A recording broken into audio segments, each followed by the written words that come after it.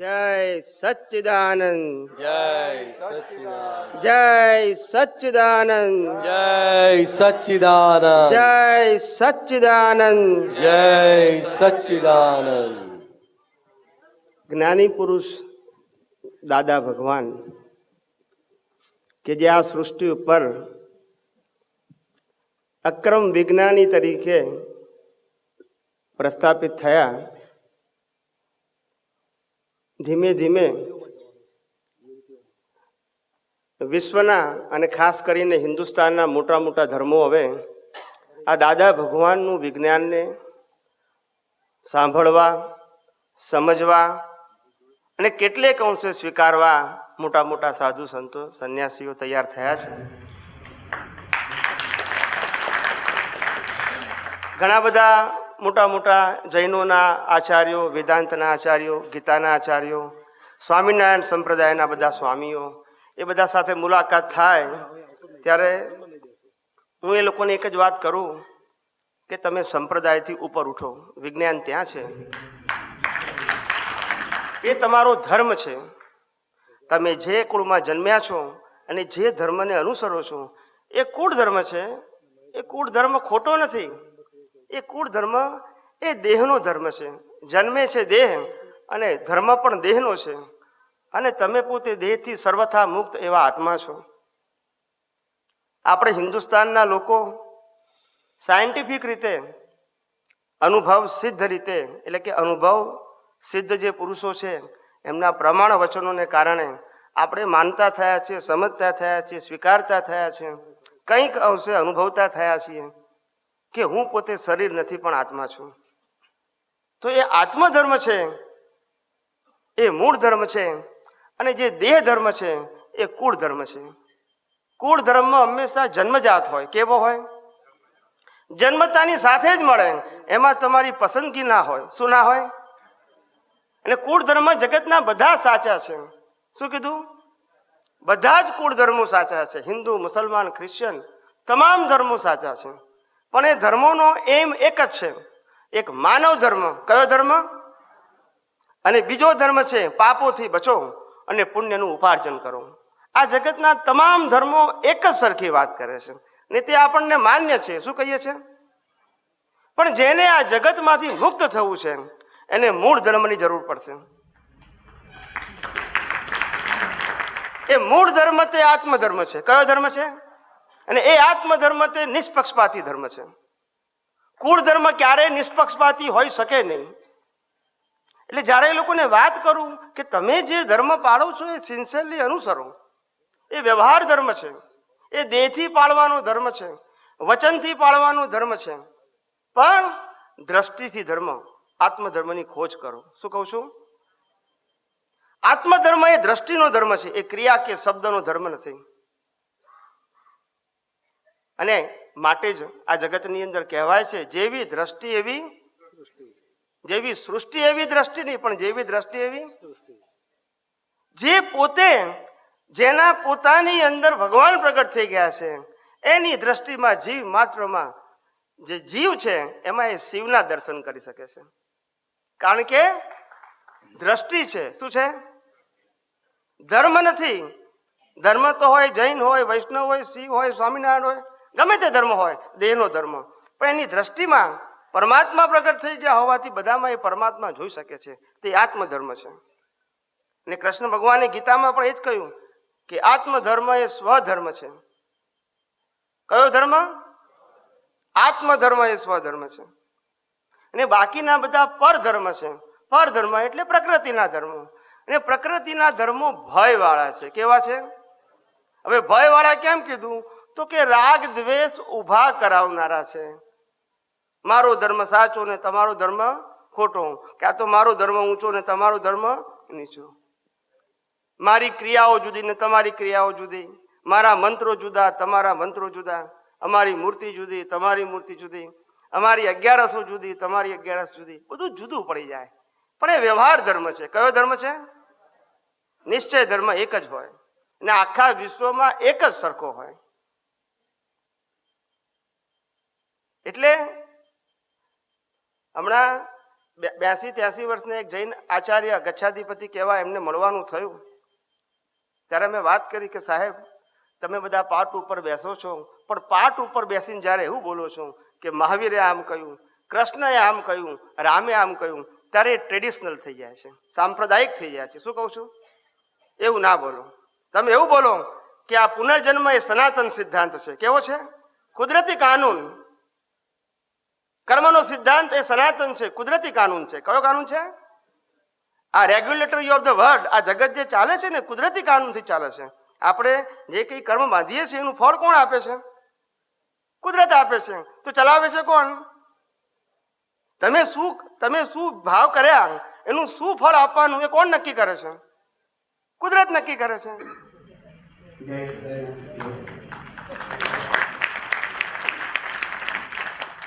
એટલે તમે જ્યારે સાંપ્રદાયિક વાત કરો છો પછી બીજા ધર્મો વાળાને રસ પડતો નથી.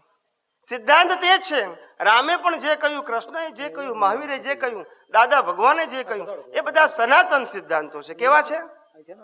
એનો કોઈ મેકર ના હોય, બનાવનારો ના હોય. કુદરતી કાનૂનનો કોઈ બનાવનારો, અને જે કાનૂન કોઈએ બનાવ્યો હોય એ સનાતન ના હોય.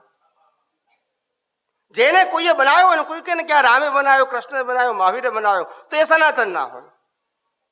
અને સનાતન સિદ્ધાંત કોઈ બનાવનારો ના હોય, પણ અનુભવ કરનારા અનેક હોઈ શકે. અને એ અનુભવથી જ લોકોને મુક્તિ મળે છે. અને આપણે એ જ માર્ગે અનુસરવાનું છે. એટલે આવી વાત કરીએ ને તો એ લોકોને વિચારવાની તક મળે. પારંપરિક વાતોથી મુક્ત થાવ. એનો વિરોધ ના કરો, પણ મુક્ત થાવ.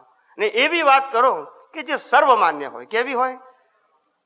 અને જે લોકોને મુક્તિના માર્ગે આગળ વધવું છે એને આવી જ સનાતન વાતો આજ નહીં તો કાલે સાંભળવી પડશે, સમજવી પડશે, સ્વીકારવી પડશે અને અનુભવવી પડશે. સમજાય છે? એટલે આ જગત બે સિદ્ધાંતો ઉપર ચાલે છે.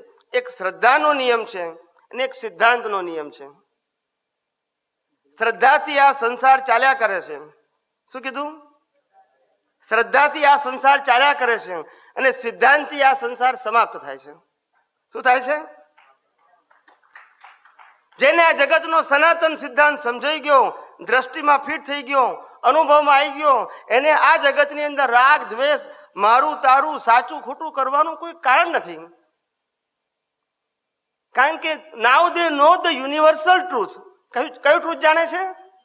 સાંપ્રદાયિક ટ્રુથ નથી જાણતો, યુનિવર્સલ ટ્રુથ જાણે છે.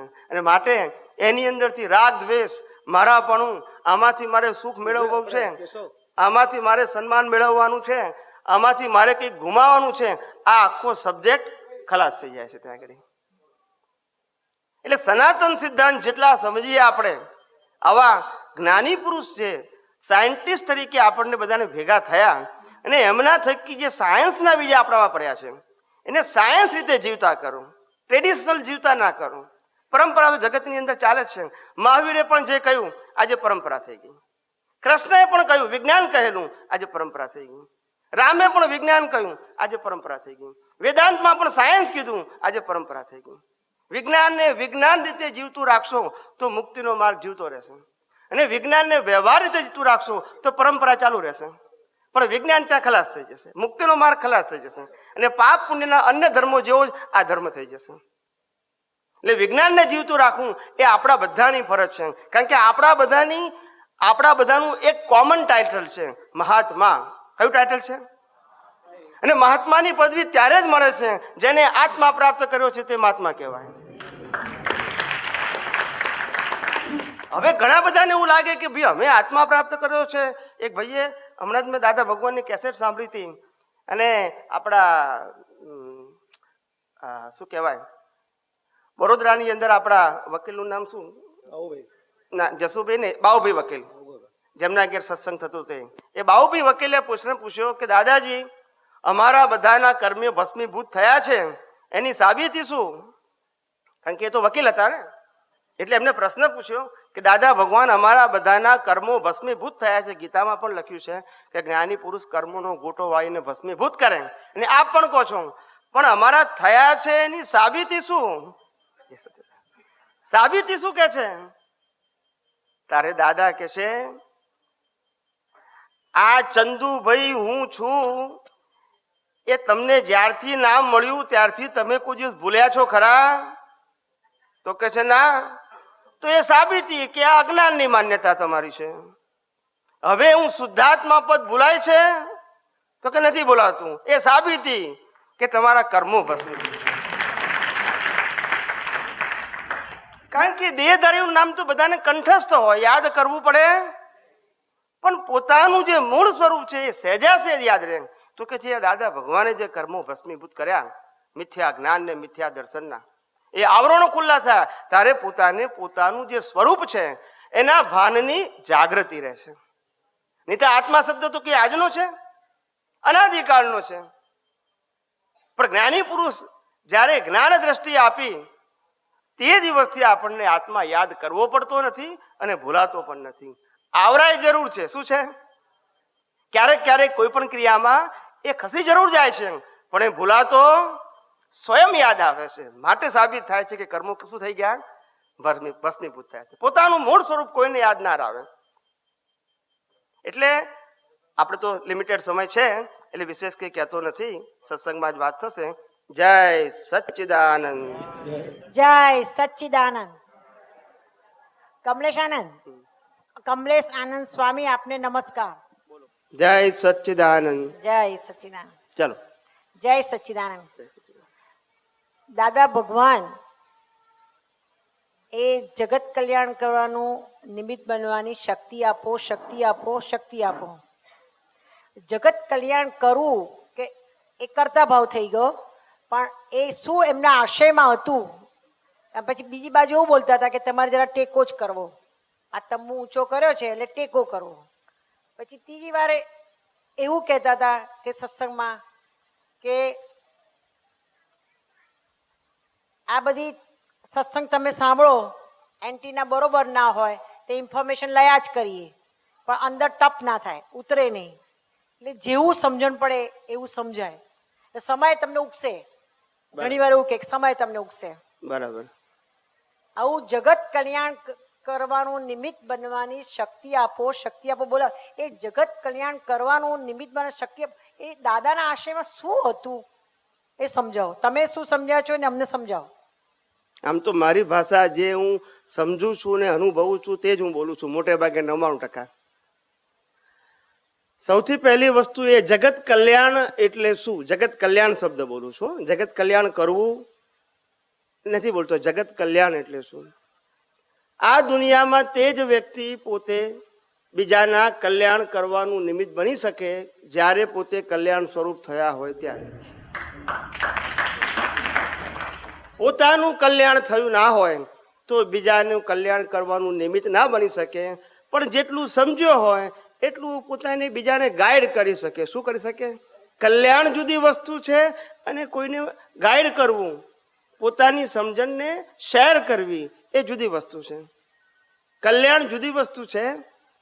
અને આ દુનિયાની અંદર સૌથી મોટામાં મોટી વ્યક્તિ કે જેના નિમિત્તે લાખો લોકોના કલ્યાણ થાય છે, કવિરાજ બહુ ધ્યાનથી સાંભળજો આ વાત, જેના નિમિત્તે લાખો લોકોના કલ્યાણ થાય છે એ વ્યક્તિ પોતાના છેલ્લા અવતારની અંદર ક્યારેય કલ્યાણ કરવા માટે પ્રયત્ન કરતા નથી. બરાબર છે, બરાબર છે. હવે હું તમને સમજાવું. આ દુનિયાની અંદર સૌથી મોટામાં મોટી વ્યક્તિ કે જેના નિમિત્તે લાખો લોકો મોક્ષે જાય છે તે જ અવતારમાં એ તીર્થંકર ભગવાન છે. કોણ છે? તીર્થંકર ભગવાન. એ તીર્થંકર ભગવાનના આપણે 3 ભાગ પાડીએ. કવિરાજ, પહેલો ભાગ તો કે સંસારી અવસ્થા, જન્મથી સંસારી અવસ્થા, એ પહેલો ભાગ પાડીએ. બીજો ભાગ દીક્ષા લીધી તે કેવળ જ્ઞાન સુધીનો પાડીએ. ક્યાં સુધીનો પાડીએ? ત્રીજો ભાગ કેવળ જ્ઞાનથી નિર્વાણ સુધીનો પાડીએ. આ 3 ભાગ તીર્થંકરના પાડીએ અને આપણે સમજવા પ્રયત્ન કરીએ કે તીર્થંકર પરમાત્માએ ક્યારે કલ્યાણ કરવા માટે પ્રયાસ કર્યો છે કે નહીં. તો કે પહેલો હિસ્સો લઈએ. જન્મથી તે દીક્ષા લેવા સુધી કોઈ પણ વ્યક્તિને પોતે ધર્મનો ઉપદેશ આપે છે કવિરાજ? નંબર 1, નથી આપતા. અચ્છા, દીક્ષા લીધાથી કેવળ જ્ઞાન સુધી આપે છે? નથી આપતા. અચ્છા, કેવળ જ્ઞાનથી નિર્વાણ સુધી આપે છે? બોલો, કોણ બોલે છે? તમને તો ખબર છે. તો કે છે કે તોય નથી આપતા, કેવળ જ્ઞાનથી નિર્વાણ સુધીમાં નથી આપતા. તો તમને કદાચ બે જવાબ તો સાચા લાગે, પણ ત્રીજામાં પઝલ થાય. શું થાય? કે આવું કેવું? તો કે છે ના, ભગવાન ક્યારેય એવું ના કે આજે મારા સત્સંગનું આયોજન કરો, મારે કલ્યાણ કરવું છે, આયોજન કરો, એવું ભગવાન ના બોલે સાહેબ. એમની દેશના ત્યારે અપાય કે જ્યારે ઇન્દ્ર મહારાજા દેવ દેવતાઓને હુકમ કરે અને કહે કે જાઓ સમોસન રચો, અને પછી ઇન્દ્ર મહારાજા ભગવાનને વિનંતી કરે કે હે ભગવાન, આપ સમોસનમાં પધારો અને લોકોના કલ્યાણનું ઉત્તમ નિમિત્ત બનો. ત્યારે ભગવાન વિનંતીને માન્ય કરીને ત્યાં આગળ પધારે છે. પણ પોતાની ઈચ્છાથી જુઓ આ દુનિયાનું સર્વોત્કૃષ્ટ કલ્યાણનું નિમિત્ત અને એનું જીવન જુઓ. આને કહેવાય કલ્યાણ સ્વરૂપ. આને કહેવાય એ કલ્યાણ કરવા નથી જતા, અને છતાંય એમના દર્શન માત્રથી કેટલાયને કેવળ જ્ઞાન થાય છે. અમે ઘણી વખત સત્સંગમાં વાત કરી છે કે આપતો પુત્રો એટલે કલ્યાણ કરવાનું નહીં, કલ્યાણ સ્વરૂપ થવાનું. તમે કલ્યાણ સ્વરૂપ હશો ને, આખી દુનિયા તમારી પાસે આવશે. એક ભાઈએ મને પ્રશ્ન પૂછ્યો કવિરાજ કે તમે એમ કહો છો કે આપણે કલ્યાણ સ્વરૂપ થઈ ગયા તો આખી દુનિયા આપણી પાસે આવે, એવું કઈ રીતે બને કે છે? આપણે તો બોલી ગયા સત્સંગમાં, બરાબર છે. એટલે પ્રશ્ન પૂછે એનો અધિકાર છે. શું કીધું? એનો અધિકાર છે. કઈ રીતે આખી દુનિયા આપણી પાસે આવે? ત્યારે મેં કીધું જે જીવોને મુક્તિનો માર્ગ સાચો જોઈએ છે એ સાચા માર્ગની શોધમાં હોય, અને તે લોકો આવે અને તે લોકો પામે, એટલે જગતના લોકો આવી ગયા. જેને પોતાને પામવું નથી, જેને પોતાને મુક્તિની જરૂર નથી, એને કલ્યાણ કરવાનો પ્રશ્ન જ ક્યાં આવે છે? તારા પર્સન્ટેજ કોના વધારે છે? બોલો ને. આ જગતમાં પર્સન્ટેજ કોના વધારે છે? મોક્ષે જવું છે તેના કે મોક્ષે નથી જવું છે તેના? તો જે નથી જવું એની આપણે વાત કરતા જ નથી. પછી ક્યાં પ્રશ્ન આવે છે? હું કહું છું કે 1 લાખ માણસે માનો કે મોક્ષે જવું છે દુનિયામાંથી, અને 1 લાખ માણસો એન કેન પ્રકારે પ્રત્યક્ષ અથવા પરોક્ષ, પ્રત્યક્ષ વાણી સાંભળે, પુસ્તક દ્વારા સાંભળે કે બીજા કોઈ પણ મીડિયા દ્વારા સાંભળે, ખ્યાલ આવી ગયો ને? પણ તો તમે એના નિમિત્ત બની ગયા. કઈ રીતે? કારણ કે એ માધ્યમ દ્વારા જ એને વાસ્તવિકતા ખ્યાલ આવશે. શું ખ્યાલ આવશે? વાસ્તવિકતા. અને એટલું ધ્યાન રાખવાનું આ જગતની અંદર કે એક વ્યક્તિ બીજા વ્યક્તિના કલ્યાણની જ્યારે વાત કરતા હોય ને, ત્યારે એટલું ધ્યાન રાખવાનું કે બીજ વગર ફળ ના હોય. શું કીધું? હમણાં અમારે એક સાયન્ટિસ્ટ ડોક્ટરનું 3 ગ્રુપ મારે ઘેર આવ્યું હતું અમદાવાદમાં. 3 સાયન્ટિસ્ટ પણ ડોક્ટર, રિસર્ચ કરવા વાળા, લગભગ રિટાયર કરતા મોટી એજના હતા, 65 વર્ષથી ઉપરના હતા. અને એ બધા સાથે સત્સંગ નીકળ્યો. ત્યારે વાત કરી, આ દુનિયામાં કોઈ વ્યક્તિઓ પેદા થયો નથી ને થવાનો પણ નથી કે બીજી વ્યક્તિને ડોક્ટર બનાવી શકે, બીજી વ્યક્તિને ચાર્ટર એકાઉન્ટન્ટ બનાવી શકે, બીજી વ્યક્તિને લોયર બનાવી શકે. આવો મેં પડકાર ફેંક્યો લોકોને. શું કીધું? સાયન્ટિસ્ટ હતા ને લોકો. મને કે કેવી રીતે આ બધા પ્રોફેસરો અને બધા એકબીજાને ડોક્ટર વકીલને બનાવે છે? મેં કહું ના, એ બીજના ઓપનર માત્ર છે. શું છે? અંદર ડોક્ટરનું બીજ છે ને ખાલી ઓપન કરી શકે, ક્રિએટ ના કરી શકે. Very good. સમજાય છે? મારામાં ડોક્ટરનું બીજ ના હોય અને આ દુનિયાનો નામાંકિત પ્રોફેસર હોય, મને ગમે એટલું ભણાવે, થઈ શકું? બીજ જ ના હોય તો ક્યાંથી ફળ આવે? મેં કહું ઓપનર થઈ શકે, ક્રિએટર ના થઈ શકે. એ લોકોએ કબૂલ કર્યું કે વાત સાચી છે. We are the opener only but not creator. તો કમલેશાને તો મોક્ષનું અંદર બીજ હોય તો જ મળે? હા, મોક્ષનું નહીં, મુક્તિની ભાવના. બધાને મોક્ષનું બીજ જરૂરી નથી, પણ મુક્તિની ભાવના હોવી જોઈએ કે મારે આ સંસારથી મુક્ત થવું છે. અને મુક્ત થવા માટે અનકન્ડિશનલ હોય. કેવું હોય? મારે જગતથી મુક્ત થવું છે તો બધાને કમ્પ્લેન કરીને જવું છે? બધાને ખોટા સાબિત કરીને જવું છે? ના. બધાને નાના મોટા કરીને જવું છે? ના. મારે મોક્ષે જવું છે કારણ કે મારે સનાતન સુખ પ્રાપ્ત કરવું છે, કારણ કે મારે અવિનાશી પદ પ્રાપ્ત કરવું છે, કારણ કે મારે જન્મ મરણના બંધનથી મુક્ત થવું છે, કારણ કે મારે કર્મોના પાપ અને પુણ્યના અપ્સ એન્ડ ડાઉન્સમાંથી મુક્ત થવું છે. આ મારો અભિપ્રાય છે, આ મારો અભિગમ છે, આ મારો નિશ્ચય છે. દુનિયાનો હોવો જરૂરી નથી. માટે આ જગતમાં મુક્તિ તેને મળે જે પોતે મુક્ત થવા માંગે છે. શું કીધું? જે પોતે થવા માંગે છે. દુનિયાને સુધારવા વાળા પોતે સુધરી શકે નહીં. દુનિયાને સુધારવા વાળા પોતે સુધરી શકે નહીં. સમર્થ પુરુષો પણ મહાવીર જેવા મહાવીર પણ ગોસાલકને સમજાવવામાં નિષ્ફળ ગયા. સમર્થમાં સમર્થ કૃષ્ણ ભગવાન પણ દુર્યોધનને સમજાવવામાં નિષ્ફળ ગયા. અને સમર્થમાં સમર્થ રામ રાવણને સમજાવવામાં નિષ્ફળ ગયા. કારણ કે સુધારક નતા. શું નતા? સુધારક. સુધારક નતા. they will try his level best. પ્રયત્ન કર્યો. શું કર્યો? પણ સુધારી શકવાનું સામર્થ્ય નતું, હિસાબ નતો. શું નતો?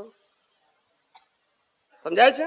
એટલે એક વ્યક્તિને પોતે પોતાની સ્વતંત્ર શક્તિથી કંઈ પણ કરી શકે છે એ આ જગતમાં સાબિત થતું નિમિત્ત બની શકે. શું બની શકે? એટલે આપણે જયારે નિમિત્ત બનવાની વાત આવે છે ત્યારે પછી કરતાપણાની વાત આવતી. મારા નિમિત્તે 5000 વ્યક્તિનું કલ્યાણ થવાનું હોય તો એને મારે ગોતવાના છે, કુદરત ભેગા કરી આપશે. કવિરાજ બોલો ને. પણ હું ગોતવા જઉં તો હું કરનારો થઈ ગયો તો મારું ખુદનું થાય. પણ એમ પૂછું છું, મહાવીર બધાને ગોતવા ગયા હતા ને કે આવી જાઓ ભાઈ, હવે તમારે ડ્યુ ડેટ થઈ ગઈ છે મોક્ષની, એવું કહેતા હતા ને બધાને. બોલતા નથી બધા. દાદા ભગવાને નહોતા ગયા. ના, દાદા ભગવાન તો પોતે કહ્યું કે અમે ખટપટિયા છે. એટલે એક ભાઈએ બહુ સરસ પ્રશ્ન પૂછ્યો કે દાદા ભગવાન ખટપટિયા છે તો તમે બધા કેમ ખટપટ નથી કરતા? પણ એને પૂછવાનો અધિકાર છે ને. મને આવા ટિપિકલ ક્વેશ્ચન પૂછ્યો તો મને બહુ ગમે, કારણ કે મારે માથું ખંજવાળીને જવાબ આપવાના હોતા નથી. મેં કહું તારો પ્રશ્ન મને બહુ ગમ્યો. મેં કીધું કે દાદા ભગવાન ખટપટિયા હતા, તમે કેમ ખટપટિયા નથી? મેં કહું ખટપટિયા એ પ્રકૃતિનો સ્વભાવ છે ને લઈને આવેલા. ના સમજાયું? સમજાયું? અમે ના લઈને આવ્યા તો ના નીકળે. આ કઈ ઊભું કરવાની વસ્તુ છે? ઊભું કરવાની વસ્તુ છે? કોપી કરવાની વસ્તુ છે? જેનામાં જે પ્રકૃતિ હોય તે આપણે તો જીવનની અંદર જે મુક્તિ છે ને, મુક્તિ અનુભવવાની ચીજ છે. અને મુક્તિનો માર્ગ છે ને એ જેમ જેમ અનુભવ તમારું જીવન છે ને એ જ માર્ગ છે. શું છે? મુક્ત પુરુષોનું જીવન એ જ મુક્તિનો માર્ગ છે. શું છે? એ શબ્દોમાં વ્યક્ત કરે કે ના કરે? શું કીધું? એ શબ્દોમાં વ્યક્ત કરે કે ના કરે? એનું જીવન, એની દ્રષ્ટિ, એનો સ્વભાવ, એની વાણી, એની નિર્મળતા, આ બધું છે ને મુક્તિનો માર્ગ છે. એના જીવનની અંદર આવેલા અપ્સ એન્ડ ડાઉન્સ ની અંદર કેવા વિતરાગ રહે છે, કેવા સ્થિર રહે છે. બસ આ જ એની વિતરાગતા છે અને આ જ જોવાનું છે આપણે. ઘણા બધા કહે છે કે ઘણી બધી વાતો મુક્ત પુરુષોની, જ્ઞાની પુરુષોની આપણે સાંભળીએ, સમજીએ, કંઠસ્થ કરીએ. પણ મેં કીધું ભાઈ એ મુક્તિનો માર્ગ નથી. મુક્તિનો માર્ગ તો માત્ર અનુભવવાનો છે. શું છે? દાદા ભગવાને પોતે પણ કહ્યું મારું એક પણ વાક્ય જો યથાર્થ રીતે સમજશે ને તો એ વાક્ય એને મોક્ષે લઈ જશે. શબ્દોના સંગ્રહ મોક્ષે ના લઈ જાય. શબ્દોના સંગ્રહ મોક્ષે ના લઈ જાય. કદાચ એ તમારી બુદ્ધિ પાવરફુલ જરૂર કરે. શું કરે? શબ્દોના સંગ્રહ મોક્ષે ના લઈ જાય. એ કદાચ તમારી બુદ્ધિને પાવરફુલ જરૂર કરે. મોક્ષનો માર્ગ એ અનુભવનો માર્ગ છે. કેવો માર્ગ છે? અનુભવનો માર્ગ છે. અને અનુભવનો માર્ગ ક્યારેય ટ્રેડિશનલ ના હોય સાહેબ. કેવો ના હોય? ક્યારેય ભગવાન મહાવીર પાર્શ્વનાથના જીવનની કોપી ના કરે સાહેબ. શું કહું છું? મહાવીર ભગવાન ક્યારે પાર્શ્વનાથના જીવનની કોપી ના કરે સાહેબ. ટ્રેડિશનલ ના હોય. કેવો ના હોય? સ્વયં અનુભવવાનો માર્ગ હોય. કેવો હોય? સ્વયં અનુભવે. અને અનુભવી વાણી કેવી હોય કે જે પોતે જે અનુભવ્યું છે તે જ બોલે. શું કરે? પોતે જે બોલે છે અનુભવ તે જ બોલે. અને એ જે વાણી નીકળે એના માટે પોતે જ જવાબદાર હોય. એ કોઈનું નામ આપી અને સામેવાળી વ્યક્તિને બંધ ના કરી નાખે. શું ના કરી નાખે? તમને કોઈ પ્રશ્ન પૂછે તમે જવાબ આપો, ના સમજે તો કાઉન્ટર ક્વેશ્ચન પૂછો, પછી કે તમે કહો કે દાદા ભગવાને કહ્યું છે એટલે પેલો બંધ થઈ જાય. That is not answer. અમને અમદાવાદમાં એક ભાઈએ પ્રશ્ન પૂછેલો કે તમે બધા અનુભવની વાત કરો છો, દાદા ભગવાન પોતે અનુભવની વાત કરતા હતા, તમે બધા એ રીતે અનુભવની વાત કેમ નથી કરતા કે છે? મેં કહું જેને જેટલો અનુભવ થાય એટલી એ વાત કરી શકે, અને ના થાય તો ના કરે. શું કીધું? તો એને કીધું કે માફ કરજો, હું તમને વ્યક્તિગત વાત નથી કરતો, પણ હું જનરલ વાત કરું છું. તમે ગાદી ઉપર બેઠેલા વ્યક્તિઓ 35 વર્ષથી તમે સમર્પિત હોવા તમને અનુભવ નથી થયો, તો અમને ક્યારે થશે નીચે વાળાનું? ઉપર ગયા પછી થશે? માર્મિક ક્વેશ્ચન એનો હતો. મને ગમે આવા પ્રશ્નો. શું કીધું? મેં કહું ના ના, ચિંતા ના કરશો, તમે જે ખોળો છો એ તમને મળશે. તમારી દાન જ ચોખ્ખી હશે, તમે જે ખોળો છે મળશે. આ કુદરતનો કાનૂન છે, જેને જે ખોળતો હોય ને એને ભેગું કરવું એ કોનું કામ છે? રામને સીતા કોને ભેગા કર્યા? કુદરતે ભેગા કર્યા. આપણને આપણા માતા પિતા કોને ભેગા કર્યા કે આપણે ખોળવા ગયા? કુદરતનું કામ છે. જન્મ, જીવન અને મૃત્યુ, એના બધા પરિણામો કોણ ભેગા કરી આપે છે? કુદરત. એક ભાઈએ હમણાં મહાત્મા હતા અમદાવાદમાં, મંગળવારે સત્સંગ હતો, તો એમને વાત કરી, કમલેશભાઈ અમારે શું ભાવના કરવી? શું કે છે? એક જ ભાવના કરો, જ્યારે સંજોગો નબળા આવે કે પ્રકૃતિ ખેંચી જાય તેવા સબળા આવે, પાપ અને પુણ્યના અપ ડાઉન્સ વાળા, તારે એક જ ભાવના કરો, હે અંતર્યામી પરમાત્મા દાદા ભગવાન, અમને મોક્ષ માર્ગને લાયક અને સહાયક સંજોગો પ્રાપ્ત થાવો. કેવા? મોક્ષ માર્ગને લાયક એટલે મન વચન કાયની શ્રેષ્ઠ ક્વોલિટી, અને સહાયક એટલે સરાઉન્ડિંગ સર્કમસ્ટાન્સીસ, માતા પિતા ભાઈ બહેન પડોશી મિત્ર સગાવાલા એવા પ્રાપ્ત થાવ જે દરેક લીલી ઝંડી ધરે. શું ધરે?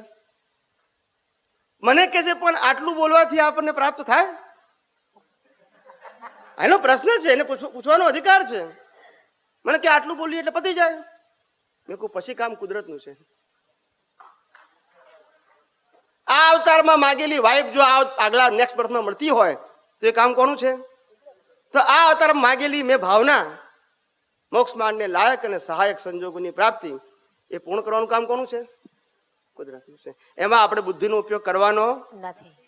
તો કમલેશાને જે ભાવ કરે છે, ભાવ હમણાં આ વખતના અક્રમ વિજ્ઞાનમાં છે, પહેલું સેન્ટેન્સ છે કે ભાવ જે કરે છે એ દહીં છે, અને દહીંને વલો એમાંથી આશય આવે છે. માટલું લાવજો. બરાબર, આશય ને ભાવ સમજાવો. દાદા એક વખત બોલેલા કે એ કે છે કે ભાવ કરો એ વાત થતી હશે. હું પેલા ભાઈનું નતું સાંભળી, પણ દાદા બોલતા તેનું મને સંભળાતું હતું.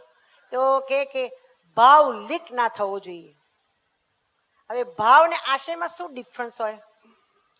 ભાવ શબ્દ છે ને એ ખરેખર શબ્દાતીત છે. કેવો છે? એનો મિનિંગ કેવો છે? શબ્દ નથી, પણ જેવો આશય એવા તમારા ભાવની સ્ટ્રેન્થ કહેવાય. 10 વ્યક્તિઓ એક જ ભાવના કરે જગત કલ્યાણ કરવું છે, પણ 10 વ્યક્તિઓની સ્ટ્રેન્થ સરખી ના હોય સાહેબ. શબ્દ સરખા હોય, કેવા હોય? એક જ સરખા શબ્દો બોલે બધા, પણ અંદરનો જે આશય છે ને એ આશયના આધારે સ્ટ્રેન્થ હોય એની. શું હોય? બરાબર સમજાય છે?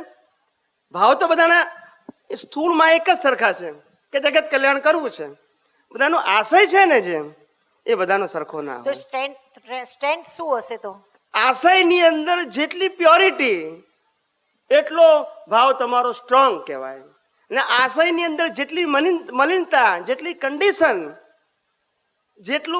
જેટલું અનકોન્ફિડન્સ એટલું વીક કહેવાય. તમને જ કોન્ફિડન્સ ના હોય. હમણાં એક ભાઈ, એક મહાત્મા આવ્યા હતા અને ફોન કર્યો એને, મને કે અમારા એક નજીકની વ્યક્તિ છે, બહુ બીમાર છે, કમલેશ આનંદજી શું કરું?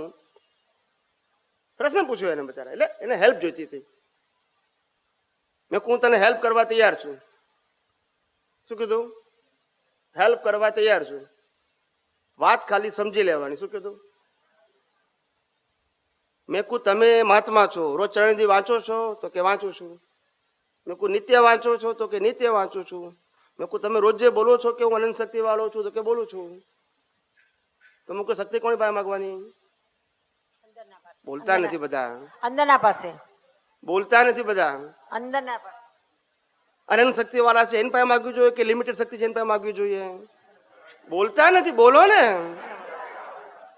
તો તમે જે બોલો છો એમાં તમને વિશ્વાસ છે? હા કે ના? હા. બસ જવાબ મળી ગયો. ના સમજાયું કે આપણે ખાલી બોલવાનું જ છે, ખાલી અનંત શક્તિ વાળું, પણ વિશ્વાસ નહીં. બોલતા નથી બધા. તમને જે બોલો છો, તમે રોજ જે કંઠસ્થ કરેલું છે એમાં તમને વિશ્વાસ છે કે નહીં? 100% છે. તો પછી ક્યાં પ્રશ્ન છે? અનંત શક્તિ વાળું છું બોલું છો ને, પણ દેહ કે આત્મા? અને દેહ કેવો છે? લિમિટેડ શક્તિ વાળો. તો દેહ પ્રાર્થના કરે છે પરમાત્માને કે હે પરમાત્મા, આપ તો અનંત શક્તિ વાળા છો, મારે તમારી હેલ્પની જરૂર છે. તો ના મળે? મળે. ફક્ત વિશ્વાસની જરૂર છે, આત્મવિશ્વાસની જરૂર છે. કેમ ના મળે? રીત બતાવી મેને કે ધન્વંતરી દેવને પ્રાર્થના કરજે. કોણે કરજે?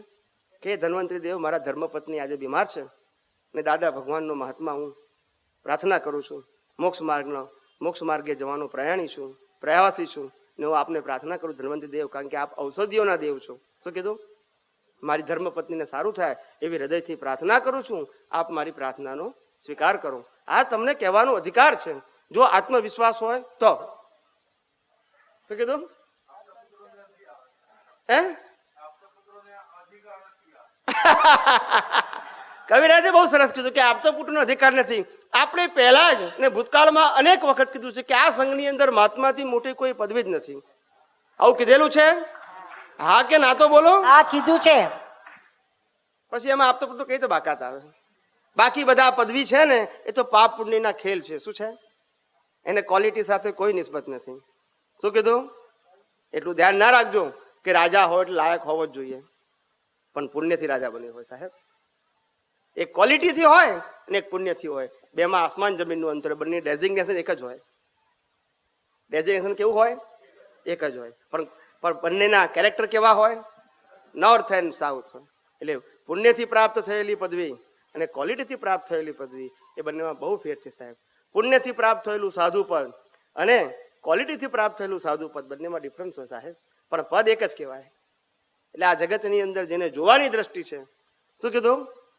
જોવાની દ્રષ્ટિ એ જ્ઞાન દ્રષ્ટિ કહેવાય. એ પારખી શકે. શું કરી શકે? પારખી શકે. એટલે આ જીવનમાં આપણે બધા જે આધ્યાત્મ માર્ગે, મુક્તિના માર્ગે જે આગળ વધવા માંગીએ છીએ, પ્રત્યેક સંજોગોમાં. હમણાં એક ભાઈએ પૂછ્યું કે સાહેબ અમને આજ્ઞા પાડીએ છીએ, અમને અનુભવ તો થતો નથી. શું કહે છે? મેં કહું શેનો અનુભવ કરવો તમારે? તો કે દાદા ભગવાને આપણને શુદ્ધાત્મા પદ આપ્યું છે એનો અનુભવ કરવો છે. તો મેં કીધું દેહ વિનાશી. શું કીધું? અને આત્મા અવિનાશી. તો વિનાશી અવિનાશીનો અનુભવ કરી શકે? બોલતા નથી. આત્માના પ્રકાશમાં બ્રહ્માંડ ઝળકે, પણ આ આંખોના પ્રકાશમાં બ્રહ્માંડ ઝળકે? બોલતા નથી બધા. એ તો આંખથી જોવો છે એને પરમાત્મા. દેખાય? વિનાશીથી અવિનાશી કેવી રીતે દેખાય? બુદ્ધિથી સમજી શકાય એ આપણે કબૂલ કરીએ છીએ, પણ રિયલાઇઝ કેવી રીતે કરાય કવિરાજ? એ તમારા દ્રષ્ટિનો વિષય છે. એ દ્રષ્ટિનો વિષય છે. શું છે? અનુભવ એ દ્રષ્ટિનો વિષય છે. જ્ઞાની પુરુષ દાદા ભગવાન કે જેમની અનન્ય સિદ્ધિ, અનન્ય શક્તિ અને અદ્ભુત આ કાળનો અનુભવ કે જેના કારણે આપણને બધાને એમના થકી પ્રતિષ્ઠિત આત્માનું પદ સમજાયું. કયું પદ? વિશ્વના કોઈ પણ પ્રકારના ધર્મોના શાસ્ત્રોમાં પદ નથી. બે જ પદ છે, આત્મા અને પ્રકૃતિ, આત્મા અને દેહ. અને પ્રતિષ્ઠિત આત્માનું જ્યારે પદ આપણને સમજવા મળ્યું ત્યારે ખ્યાલ આવ્યો કે પુરુષાર્થ તત્વ, કારણ કે આ મન વચન કાયા પર ને પરાધીન હોવાથી પુરુષાર્થ કરી શકે એમ નથી, અને આત્મા અનંત શક્તિ વાળો હોવાથી એને પુરુષાર્થની જરૂર નથી. તો પુરુષાર્થ કોણ કરે છે? પ્રતિષ્ઠિત આત્મા. એ દાદા ભગવાનની સોચ છે. સમજાય છે? એટલે ખુલ્લું થયું કે પુરુષાર્થ કોણ કરે છે. એટલે ઘણી વખત તો કેવું કવિરાજ, 50 વર્ષ થયા હોય કે 40 વર્ષ થયા હોય, મહાત્માને પૂછે જ્ઞાન કોણે લીધું? કે ચંદુભાઈએ લીધું. પછી હું કોઈ ચંદુભાઈ મરી ગયા એટલે જ્ઞાન ગયું ને પછી માથું કંજવાળે. એટલે 40 વર્ષે ખબર નથી. ચંદુભાઈએ જ્ઞાન લીધું, ચંદુભાઈ મરી ગયા એટલે જ્ઞાન ગયું ને. બોલતા નથી બધા. કમલેશભાઈ પણ જેનો જેટલો એન્ટીના એટલો ખબર એટલે પડે. આપણે એન્ટીના નહીં, આપણે તો એની વાત જે છે એમાં એને શંકા પાડવી છે કે ભૂલ ક્યાં છે. દાદા ભગવાન કે અમે શું કરીએ તો એ સમજણમાં શંકા પાડીએ, ખોટી સમજણમાં. પછી સાચું ખોલશે, પછી શું કરે? પણ એની વાત જ્યાં સુધી બરાબર ગાઢ રીતે ચાલતી હોય ત્યાં સુધી ખોળે. અમે તો ત્યાં અમદાવાદમાં હમણાં જાહેર પ્રવચન હતું, જાહેર પ્રવચનમાં કીધેલું ત્યાં આગળ કે આ દુનિયામાં રામકૃષ્ણ મહાવીર સહિત જેટલા પણ ભગવાન થઈ ગયા એમાં એક પણ વ્યક્તિ ભગવાન નથી. અને ખળભળાટ મચી ગયો. નોન મહાત્મા. શું કીધું? મહાત્મા નહીં, હા, નોન મહાત્મા. કોઈ જ્ઞાન નહીં દિલા સાહેબ. લગભગ 400-450 વ્યક્તિ હતા. પોણો કલાકનું પ્રવચન હતું. કોઈ પણ ભગવાન નતા. એટલે બધા આમ ગણ ગણ ગણ ગણ કરવા મળે અંદર અંદર. ખ્યાલ આવ્યો ને? આવું કોઈ બોલે જ નહીં ને હિન્દુસ્તાનમાં. કોઈ બોલે? લાકડીઓ ઓળે. શું ઓળે? તલવારો વીજે બધા અહીંયા કરી. તો તે પછી મેં કીધું રામકૃષ્ણ મહાવીર જેવા સમર્થ વ્યક્તિઓ ભગવાન નતા, પણ એમની અંદર ભગવાન હતા. ના સમજાયું? જે જન્મ મરણ વાળા હોય ભગવાન હોય? બોલતા નથી બધા. જે કર્મના અધીન જીવતા હોય ભગવાન હોય? કવિરાજ બોલો ને.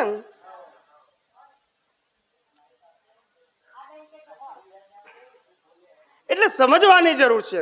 ભગવાન નથી એવું નહીં, ભગવાન છે, પણ ભગવાન કોણ છે અને ભગવાન ક્યાં છે આ સમજવાની જરૂર છે. એટલે ભગવાન અંદર છે. ક્યાં છે? બહાર નથી. કોઈ પણ દેહની અંદર ભગવાન પ્રગટ થઈ શકે છે, કારણ કે છે.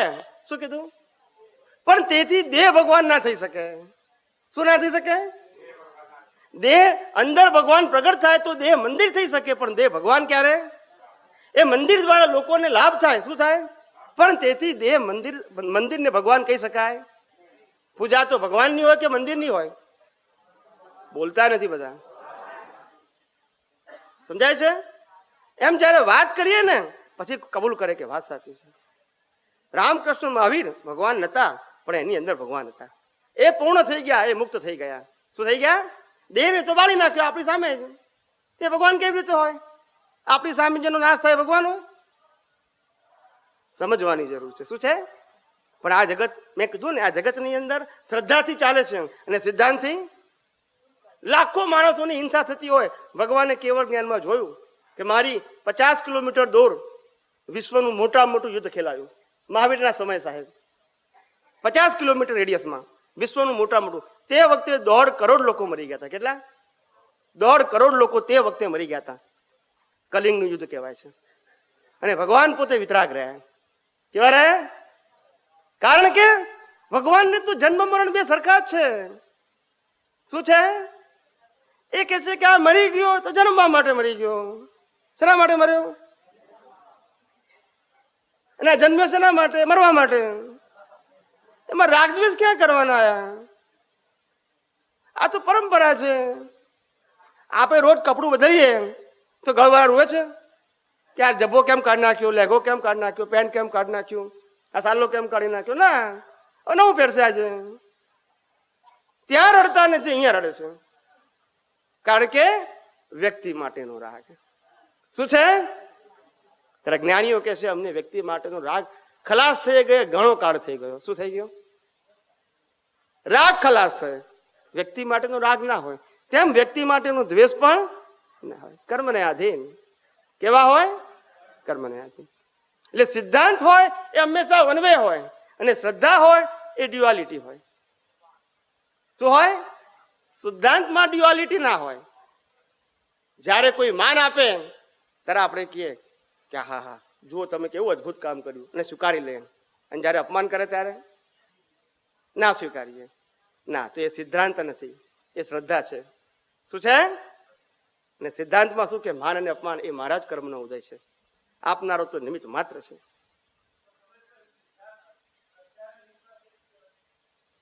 શ્રદ્ધા ને વિશ્વાસ, શ્રદ્ધા કરતા વિશ્વાસ થોડી ઊંચી કહેવાય. વિશ્વાસની અંદર થોડું અન્ડરસ્ટેન્ડિંગ હોય. શું હોય? થોડું પણ બુદ્ધિનો ઉપયોગ હોય, સમજણ હોય અંદર. સિદ્ધાંતમાં તો છેલ્લું હોય. અને શ્રદ્ધા તો બ્લાઇન્ડ પણ હોય. કેવી હોય? એટલે વિચાર્યા વગરની. કેવી? ટ્રેડિશનલ, આગે સે ચલી આઈ.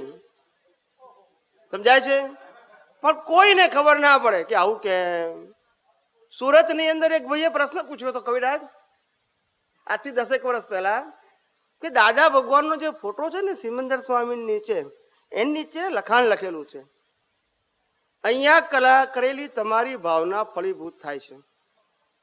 તમે લોકોએ વાંચ્યું છે કે નથી વાંચ્યું? એટલે મેં કીધું ભાવના શબ્દને કોમન નહીં મૂકવાનું. શું મૂકવાનું?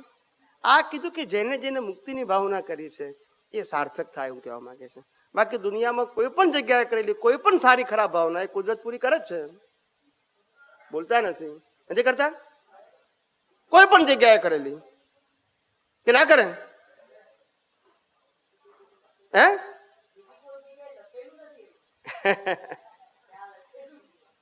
હા, બીજી કોઈ જગ્યાએ લખેલ નથી. છતાં કુદરતનું કામ તો લખાણ સાથે કોઈ લેવા દેવા નથી. એનું કામ તો ભાવ કરો એટલે રિઝલ્ટ આપવાનું છે. તમારા લખાણ સાથે લેવા દેવા. હું પોતે મુસલમાન હોઉં ને પુનર્જન્મનો ના માનતો હોઉં તો પણ કુદરતનું કામ શું છે? કર્મ કર્યા છે તો પુનર્જન્મ થવાનો જ છે. કારણ કે કુદરતનું કાનૂન છે. એ તમારા ધર્મ કે સંપ્રદાય કે તમારી માન્યતાનો કાનૂન નથી. આ જગતનો કાનૂન એ તમારી માન્યતાના આધારે ચાલતો નથી.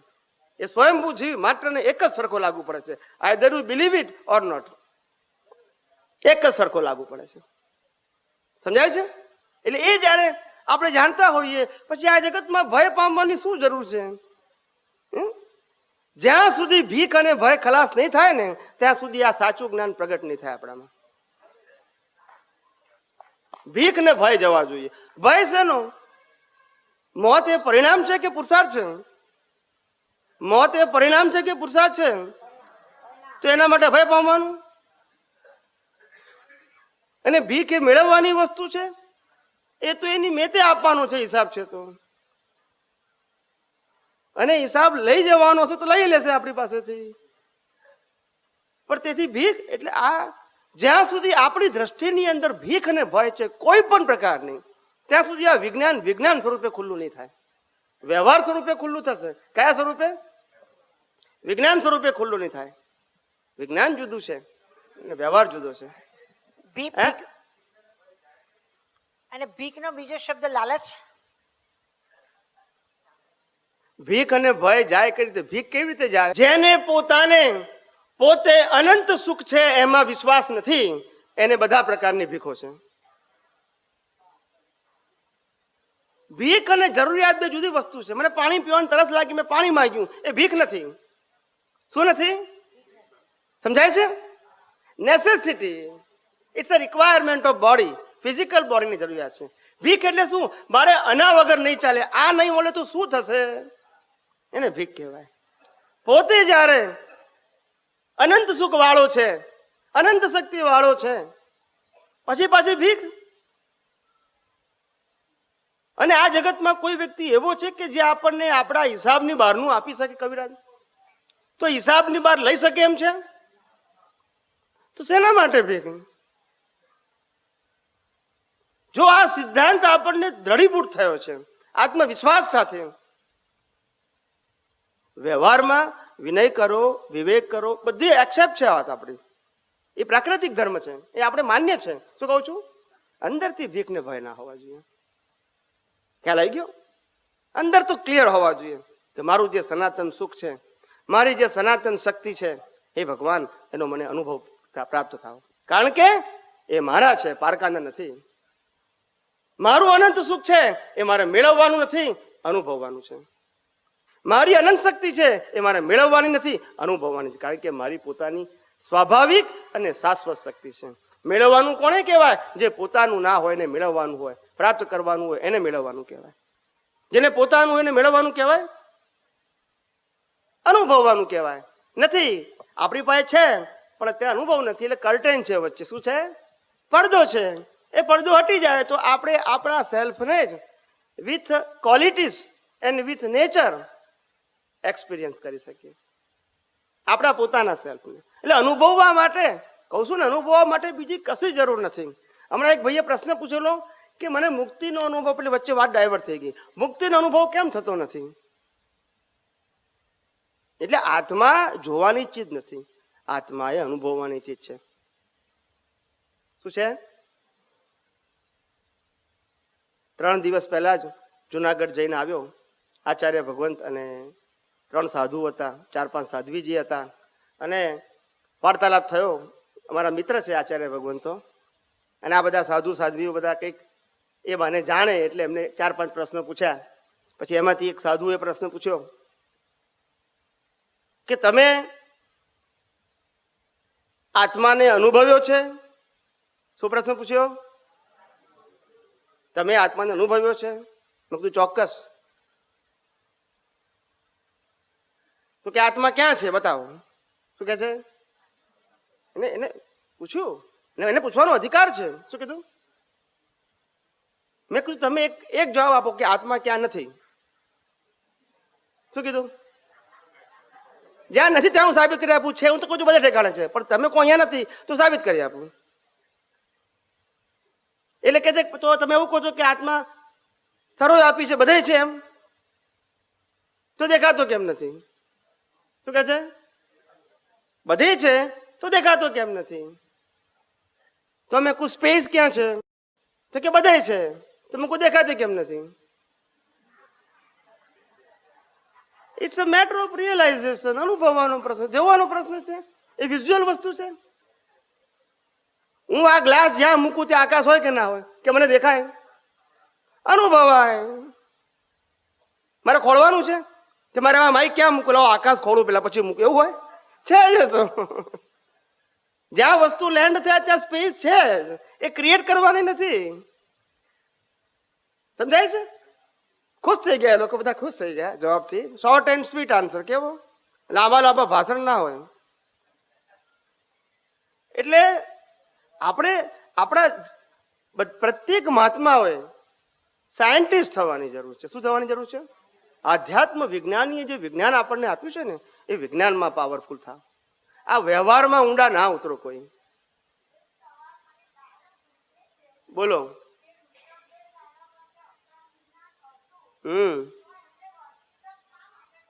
હા, પ્રશ્ન પતી ગયો? બેસી જાઓ, જવાબ આપો. હા, એમને કીધું કે ઋષભદેવ ભગવાન શું બોલે હતું? આ બસ સમજી ગયો. ઋષભદેવ ભગવાન પાસે અક્રમ વિજ્ઞાન હતું, તો પછી એમને વર્ષી તપ શા માટે કર્યો? પહેલી વસ્તુ એ અક્રમની વાત કરી દઈએ, અને પછી વર્ષી તપની વાત કરીએ. ક્રમ અને અક્રમ ક્યારેય કોઈ કાળમાં જુદા હતા જ નહીં. શું કીધું? ક્રમ અને અક્રમ કોઈ કાળમાં જુદા હતા જ નહીં. ક્રમ અને અક્રમ એ વ્યક્તિના ડેવલપમેન્ટના આધારે છે. જ્યાં સુધી ક્રિયાકાંડને આધારે મુક્તિ અનુભવે છે ત્યાં સુધી ક્રિયાકાંડ કરો, ને તમારો આધાર છે. જ્યારે સમજાયું કે મુક્તિનો માર્ગ તો માત્ર દ્રષ્ટિનો છે, ત્યારે એના માટે અક્રમ થઈ જાય છે. પણ તમારો આધાર જ જ્યાં ક્રિયા છે તો પછી એ ક્રમિક છે. આધાર શું છે? મારો મુક્તિનો આધાર શું? તપ કરીશ, જપ કરીશ, દીક્ષા લઈશ, સંસાર છોડીશ, આ બધું કરીશ, સાધના કરીશ, ત્યાર પછી મુક્તિ મને મળશે, એવી મારી માન્યતા છે. તે ક્રમિક માર્ગ છે. અને મારે આને સુધારવાનું નથી, કારણ કે આ તો વ્યવસ્થિતને આધીન છે. મારે મારી દ્રષ્ટિ સુધારવાની છે. શું સુધારવાની છે? તો એ અક્રમ માર્ગ છે. કયો માર્ગ છે? અક્રમ એ ક્રિયાનો વિરોધી નથી. શું નથી? હોઈ શકે પણ નહીં. અક્રમ એ ક્રિયાનો વિરોધી ના હોય. બંને લાઈનો ખાલી જુદી છે. શું છે? એકબીજાના કોમ્પિટન્ટ નથી. શું નથી? હરીફ નથી, સ્ટેજ છે. શું છે? એટલે દાદા ભગવાન વારંવાર કહેતા હતા, અહીંયા બધે ઠેકાણે હારેલા, થાકેલા, કંટાળેલા અહીંયા આવે છે. બોલતા નથી કવિરાજ. આવું સાંભળ્યું તું કે નહીં? કરીને થાક્યા હોય પછી અહીંયા આવે. બહુ કર્યું છતાં મળ્યું. વડોદરાની અંદર આજથી 25 કે 27 વર્ષ પહેલાની વાત કરું છું. આશરે બાઉભાઈ વકીલને ત્યાં સત્સંગ હતો, અને એક નર્મદાના કિનારે રહેતા એક સંત હતા. લગભગ 40-50 વર્ષ એમ નર્મદા કિનારે ગાળેલા. કવિરાજ 40-50 વર્ષ નર્મદા કિનારે. નાગર કાકા. તે એમને એક મહાત્મા લઈને આવ્યા. અને દાદા ભગવાનનો પરિચય કરાયો. પછી દાદા ભગવાનને વાત કરી કે દાદાજી, આપ તો જ્ઞાની પુરુષ છે, મેં સાંભળ્યું છે, આપનું પુસ્તકે વાંચ્યું છે, આ ભાઈએ મને આપ્યું હતું એટલે, અને હું તમને દાદા જનરલી પૂછે કે તમારે કંઈ પ્રશ્ન પૂછવો હોય તો પૂછો. એટલે ભાઈએ પૂછ્યું કે દાદાજી મેં તપ બહુ કર્યા, જપ બહુ કર્યા, પ્રદક્ષિણાઓ બહુ કરી, ત્યાગ બહુ કર્યો, બધું બહુ કર્યું. આ જગતમાં જેટલું મારાથી થાય એ બધું જ મેં કરી છૂટ્યો. ધ્યાન કર્યું, યોગ કર્યા, ઉપવાસ કર્યા, બહુ કર્યું મેં. છતાંય હજુ જોઈએ એવી મારા તરફની દ્રષ્ટિ મને મંડાતી નથી. તો શું કરવાથી મને મારા સ્વરૂપની અનુભૂતિ થાય એ કૃપા કરી સમજાવો. એટલે દાદાએ ઓન ધ સ્પોટ આન્સર આપ્યો, કઈ નહીં કરવાથી આત્મા મળશે. શું કીધું? આ કરી કરીને થાક્યો નથી હજુ તો નવું કરવાનું આપું પાછું? કઈ નહીં કરે તો મળશે. પાછો ફેરથી પ્રશ્ન પૂછ્યો, કશું ના કરવાથી મળે? તો કે ના, કશું ના કરવાથી પણ ના મળે. તો દાદા આવું કેમ કરો છો? કરવાથી ના મળે, ના કરવાથી ના મળે. દાદા કે ના દ્રષ્ટિમાં ના કરવું. કાલ ઉઠીને ના કરવાનું કે ખાવા પીવાનું બધું બંધ કરી નાખે. દાદા ભગવાન કે કઈ કરવાનું નહીં. એ ઊંધું સમજે. દ્રષ્ટિમાં કરવા પણ ખલાસ થઈ ગયું તો તારા મોક્ષ.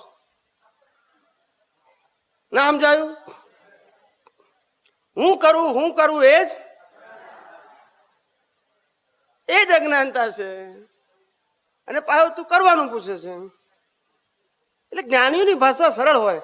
એટલે એમને જે વાત કરી ને, તો કે ઋષભદેવ ભગવાન પાસે અક્રમ ને ક્રમ, તીર્થંકર તો કેવળ જ્ઞાની હોય, એમને ક્રમ અક્રમ હોતું જ નથી. એ તો પેલા ભરત રાજાનું ડેવલપમેન્ટ હતું તે એને અક્રમ આપ્યું. શું કર્યું? કારણ કે સંસારી બેસમાં એને કેવળ જ્ઞાન થવાનું નિમિત્ત હતું. શું હતું? એ ભગવાનને તો દેખાય ને. અને ભગવાન વળી આપનાર કોણ? એ તો નિમિત્ત હોય. શું છે? એ જો આપનાર હોય તો બધાને ના આપી દે? બોલતા નથી બધા. મહાવીર ભગવાનના ધર્મપત્ની હજુ અહીંયા છે, બોલતા નથી બધા. કૃષ્ણ ભગવાનના ધર્મપત્ની બધા અહીંયા છે, અને રામના સીતાજી પણ અહીંયા છે. પણ રામ મોક્ષે ગયા, મહાવીર મોક્ષે ગયા, અર્જુન મોક્ષે ગયા, દ્રૌપદી અહીંયા છે. કવિરાજ બોલો, હવે જો એ લઈ જનારા હોય તો પહેલા એને લઈ જાય, તમને લઈ જાય? બોલતા નથી. મારી વાત થોડી ગળે ઉતરે છે કે અટકી જાય છે? તો સમજવાની જરૂર છે કે ભગવાનને તો પહેલી વસ્તુ એ કે ક્રમ અક્રમની વાત જવાબ આપી દીધો. હવે આપણે વાત કરીએ કે વર્ષે તપની. તો કે ભગવાન જન્મે તે નિર્વાણ પામે ત્યાં સુધી એક પણ તપ કરતા ભાવે ના કરે. શું ના કરે? જૈનોની અંદર જે તીર્થંકર ભગવાન તપ કરે છે, મહાવીરે 6 મહિનાના તપ કર્યા અને ઋષભદેવે 1 વર્ષનું તપ કર્યું. અને ઇતિહાસ પણ જેની સાક્ષી છે, કીધું છે મહાવીર અને ઋષભદેવ ભગવાન અનેક વખત વરવા ગયા.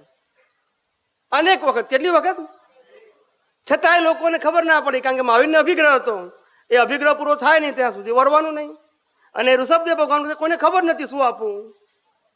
એટલે ભગવાન પાસે ગયા, સોના, ચાંદી, ઝવેરાત, મોતી બધું આપવા માંડ્યા. ભગવાનને કેમનું ખાવાનું? ભગવાને ભિક્ષાન દે કીધું, તારે લોકોએ સોનું આપ્યું, શું કરવાનું? કોઈએ ચાંદી આપ્યું, કોઈ હીરા આપ્યું, ભગવાન શું કરે? હવે આપણે શું કહીએ? ભગવાને તપ કર્યું એટલે તપ કર્યું, તો માગવા કેમ ગયા હતા? તપ કર્યું જ નતું. ઉદય કર્મ શું કહેવાય?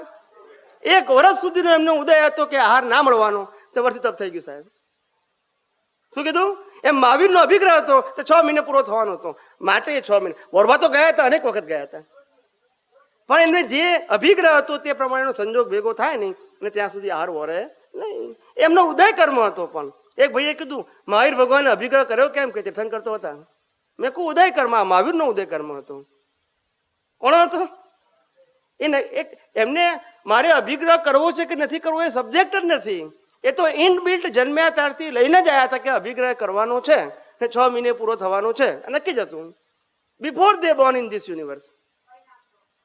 ખ્યાલ આવ્યો? એટલે આખું જીવન એ લોકોનું કેવું હોય? પરિણામ. પુરુષાર્થ જ ના હોય. કોઈ પણ તીર્થંકરને, કોઈ પણ કેવળ જ્ઞાનીને લાસ્ટ બર્થમાં પુરુષાર્થ ના હોય. બધાને સ્પષ્ટ વેદોને માતાના ગર્ભમાંથી. અને બહારનું જીવન જે છે એ માત્ર પરિણામ છે. પણ હિન્દુસ્તાનના તમામ ધર્મો એ બહારના જીવનને પુરુષાર્થ રૂપે પ્રોજેક્ટ કરે છે. શું કીધું? બહારના જીવનને શું કરે છે? પુરુષાર્થ રૂપે પ્રોજેક્ટ કરે છે. એ શ્રદ્ધાનો વિષય છે, સિદ્ધાંતનો નથી. શ્રદ્ધાનો વિષય જરૂર છે, શું છે? પણ સિદ્ધાંત નથી. બધાને સ્પષ્ટ વેદન હોય. જે વ્યક્તિને છેલ્લા અવતારમાં કેવળ જ્ઞાન થવાનું છે અથવા તીર્થંકર તરીકે જન્મે, એ બધાને સ્પષ્ટ વેદોને માતાના ઘરમાંથી. માટે પુરુષાર્થ જ ના હોય. બધાને સ્પષ્ટ વેદન હોય. શું હોય? અને જ્યારે ડ્યુ ડેટ આવે ત્યારે કેવળ જ્ઞાન થઈ જાય. અને કર્મ તો બંધાય જ નહીં, જન્મતાની સાથે નથી બંધાતા. રિબર્થનો તો પ્રશ્ન છે જ નહીં. સ્પષ્ટ વેદન હોય પછી કર્મ બંધાય સાહેબ? કેવળ જ્ઞાન નથી કહેતો, સ્પષ્ટ આત્માનું સ્પષ્ટ વેદન હોય પછી કોઈ કર્મ બાંધે? પેલા એમનું પતવા દો પેલા. એટલે ભગવાને હતા એ તો એમનું ઉદય કર્મ હતો બેન, સમજાય છે? મહાવીરે તો કોઈ પણ ના કરે ઉદય કર્મ. એ ઉદય કર્મ નું કઈ કોઝ કારણ ગયા અવતારમાં કોઈ કોઝ કે કારણ હતું કઈ? આ હોય ને સમજાવો તો વિજ્ઞાન સમજાશે. એટલે ઉદય કર્મ નું કારણ શું કે ભગવાને જે આજે 1 વર્ષ સુધી જે તપ કરવું પડ્યું એમને, જે અને 1 વર્ષ પછી જે એમને આ શેરડીનો રસ 100 રસના પારણા કર્યા ભગવાને 108 ગળાથી કે જે હોય તે, એની પાછળ એ ભગવાનનો જ આહારનો અંતરાય હતો. કોનો અંતરાય હતો? ભગવાનનો. વિજ્ઞાન રીતે સમજાય છે. એટલે કે ભગવાને પોતાના આગલા ભાવમાં એ આહાર સંબંધી અંતરાયના બીજ પાડ્યા હતા. શું પાડ્યા હતા? આહાર સંબંધી. મને આખી હિસ્ટ્રી એક્ઝેક્ટ ખ્યાલ નથી એટલે હું શોર્ટમાં કહું છું. આહાર સંબંધી અંતરાયના બીજ પાડ્યા હતા. ત્યાં એ બીજનું ફળ 1 વર્ષ સુધી એમને આહાર મળ્યો. તીર્થંકર હોવા છતાં, સમર્થ હોવા છતાં. શું કીધું? સમજાય છે? એ આહારનું જે બીજ હતું, જે અંતરાય કર્મનું, તે 1 વર્ષનું એનું ડ્યુ ડેટ હતું. તો આ 1 વર્ષે પાછું એને આહાર મળ્યો એમને. પોતાના જ અંતરાય કર્મ પોતે ભોગવે છે. ભગવાન પોતે પુરુષાર્થ નથી કરતા સાહેબ, હોય જ નહીં ને. મન વચન કાયા સંબંધી પુરુષાર્થ કેવી રીતે હોય સાહેબ? એમ તો કરો, આ જગતમાં કોઈ વ્યક્તિ એવી જન્મી છે કે જન્મવાની છે કે જેને શ્વાસ લેવાની સ્વતંત્ર શક્તિ હોય? બોલતા નથી બધા. તો આ મન વચન કાયા શ્વાસ વગર ચાલે છે? બોલતા નથી બધા. તો શ્વાસ લેવાની સ્વતંત્ર શક્તિ ના હોય તો મન વચન કાયા ચલાવવાની હોઈ શકે? અને મન વચન કાયા ચલાવવાની ના હોય તો કોઈ સ્વતંત્ર રીતે કંઈ પણ કરવું કે ના કરવું નક્કી કરી શકે? હવે વાત બેહે છે કે ઊભી રહે છે? સમજાય છે? અંદર અંદર અંદર શું કહેવાય, ગેડ પડવી જોઈએ. શું પડવી જોઈએ? રેન્ડમ આન્સર નહીં આપવા જોઈએ. કેવા? છેલ્લે તમે એક જ સ્ટેટમેન્ટ કરી નાખો, દાદા ભગવાન કહ્યું એટલે વાત પતી ગઈ ત્યાં આગળ. એવું ના હોવું જોઈએ. એને સમાધાન થવું જોઈએ. શું થવું જોઈએ? કવિરાજ, દાદા ભગવાનને જ્યારે જ્યારે કોઈએ પ્રશ્ન પૂછ્યો છે ને, ત્યારે દાદા ભગવાને એને સમાધાન આપવા પ્રયત્ન કર્યો છે. એમને જે કીધું કે રામે કહ્યું એટલે પેલો ચૂપ થઈ ગયો, કૃષ્ણએ કહ્યું એટલે ચૂપ થઈ ગયો, એવું ના હોય. કારણ કે અનુભવી પુરુષ હતા. કેવા હતા? પોતાનો અનુભવ કે કન્વિન્સ ના થાય તો કશો વાંધો નહીં. સમજાય છે ને? પ્રયત્ન કરી છૂટે. શું કરે? સમજાય છે? એટલે એમનું કામ તો પ્રયત્ન કરવાનું છે. પામે ના પામે જુદી વસ્તુ છે. મહાવીરે ગોસાલકને સમજાવ્યું, ના સમજાય તો ભગવાન શું કરે? તેથી એની સામર્થ્યતા કે અસમર્થ સાબિત થતું નથી. ઉદય કર્મ. શું કીધું? ઉદય કર્મ. બધા પામે એવું જરૂરી નથી. હવે બોલો, પેલા આ બાજુ પૂછતા હતા. ત્યારે બુદ્ધિ અંદર ચાલતી હોય, બીજાના દોષ દેખાડતી હોય, ત્યારે જ ઈ જેટલી વાર બોલે એટલી વાર આપણે સાંભળતા હોઈએ, ત્યારે જે અસર થાય. પછી પાછી એને અંદર આવે કે આ બધું હિસાબના અનુસાર આવ્યું, તારો હિસાબ હતો, તારું આવ્યું, તે આવું સંભળાયું, તું જે કઈ અંદર પાછું ચાલે, એ જે અવસ્થા આવે છે ને, તો એ અવસ્થા જ્ઞાતા દ્રષ્ટા પદની છે કે શું છે? બરાબર, એક્ઝેક્ટ. તમને થાય છે શું તે ઘડીએ અંદર કોઈ પણ અવસ્થા બને ને એટલે આવું બધું અંદર ઊભું થાય. બુદ્ધિ બધું શીખવાડે કે આમ કરે છે, ઓલા કરે છે. એ 2-5 મિનિટ એનું ચાલે. પછી આપણે કહીએ અચ્છા બુદ્ધિ બેન ચાલી રહી છે. પછી પાછા આપણે કહીએ કે આ હિસાબ છે કે જે કઈ એને આપણે કહીએ વળી બે ચાર વાર આપણે સમજાવે કે આમ થયું તેમ થયું ફલાણું થયું વળી આપણે કઈ તારી કચકચ ચાલુ થઈ ગઈ એમ કરતા કરતા ધીમે ધીમે ઈ સમી જાય છે. તો હવે ઈ અવસ્થામાં આપણે એમાં ભળી ગયા કે છૂટારીને જોયું કે શું થયું? કહું એ છે ને આપણી અંતરવાચા કહેવાય. શું કહેવાય? અંતરવાચા. પ્રકૃતિ અને પોતે પ્રાપ્ત કરેલું જ્ઞાન એ બે વચ્ચે શું સંવાદ થાય છે. હા એ સંવાદનો એન્ડ શું આવવો જોઈએ? પ્રકૃતિથી મુક્ત. ના એટલે પછી શાંતિ થઈ જાય. આ પણ પ્રકૃતિ મુક્ત થાય તો શાંતિ થાય ને. હા, પ્રકૃતિમાં ફેરફાર નથી થતો. ના એ તો તમે પ્રકૃતિથી મુક્ત થઈ ગયા એટલે શાંતિ થઈ. શાંતિનો મતલબ આ માનસિક પીસ નથી કે શાંતિ એટલે સમાધાનના સંદર્ભમાં શાંતિ કહીએ ના છીએ. એટલે શાંતિ એટલે બધી ઓલી- સ્થિરતાના સંદર્ભમાં શાંતિ કહીએ હા છીએ. અંદર સ્થિરતા થઈ અને બુદ્ધિ બંધ થઈ ગઈ પછી બસ. એને બોલવાનું એને બેસાડ બધું આપણને કીધું કે આમ થયું ફલાણું થયું દર વખતે આમ તેમ પણ પછી આપણે કહીએ કે આ તો તારો હિસાબ હતો પર છે ને પરાધીન છે. એટલે બધું દર વખતે આવું બધું કહેવાની જરૂર ના, ના, નહીં. એટલે એનું એ તો જેવું દ્રષ્ટિ કામ કર્યા જ કરે. શું કરે? એનું જેવું તોફાન હોય એ પ્રમાણે ઓછું તોફાન હોય તો ઓછું. હવે જે મહાત્માઓ જ્ઞાનમાં ડેવલપ થયા છે ને એને જ્યાં જ્યાં અતિક્રમણ પ્રકૃતિનું દેખાય ને દ્રષ્ટિ ફેરવી નાખો. એ જ પ્રતિક્રમણ. હા આ સુતા ના આવું ઘટે. પતી ગયું. એમાં કઈ ટ્રેડિશનલ કરવાનું છે? સ્ટાન્ડર્ડ શબ્દો. ના, એ પ્રતિક્રમણ એ ભાવ છે ને અતિક્રમણ એ પણ ભાવ છે. શું છે? એમ નહીં એને અતિક્રમણમાં કોઈ ક્રિયા છે? નથી. ના બુદ્ધિ સમજાય છે હું શું કહું છું? અતિક્રમણની અંદર કોઈ સ્ટાન્ડર્ડ ક્રિયા છે કે આને અતિક્રમણ ના કહેવાય? ના ના ના તે ભાવ ઉપર છે. તો પ્રતિક્રમણ શેના ઉપર હોય? બાવ ભાવ ઉપર જ હોય. શબ્દો તો એક ભાવ પ્રગટ કરવાનું માધ્યમ છે. શબ્દો તે પ્રતિક્રમણ નથી. શબ્દો પ્રતિક્રમણ નથી પણ જે બુદ્ધિને સમાવવી પડે બેટાને ઈ જે ઉખડી હોય એ જે બધું બતાવતી હોય એને જે પ્રજ્ઞા સમજાવતી હોય એ વસ્તુ જે ક્રિયા બને છે ને એ ક્રિયાને હું કહું છું કે એ જ્ઞાતા દશા પદ છે કે શું છે મારે એ જાણવું છે. જ્ઞાતા દ્રષ્ટા પદ છે ને એ સ્ટેજીસ વાઇઝ છે. કેવું? તમે જેટલા પ્રકૃતિથી મુક્ત થઈ ગયા એટલે તમે એટલા જ્ઞાતા દ્રષ્ટા કહેવાય. હા શું કહેવાય? પ્રકૃતિ તમે મુક્તતાની અનુભૂતિ કરો છો ને હા. એ જ્ઞાતા દ્રષ્ટા છે. હા જ્ઞાતા દ્રષ્ટા પદ સમજાવું તમને. બધા ધ્યાનથી સાંભળજો હા ખાસ હા કે જ્ઞાતા દ્રષ્ટા પદની બે કેટેગરી છે. એક સ્વભાવ જ્ઞાતા દ્રષ્ટા અને એક પુરુષાર્થ જ્ઞાતા દ્રષ્ટા. હા પુરુષાર્થ પુરુષાર્થ વાળો જ્ઞાતા દ્રષ્ટા એ પ્રતિષ્ઠિત આત્મા છે. બરાબર એ પ્રકૃતિને જુએ જાણે છે.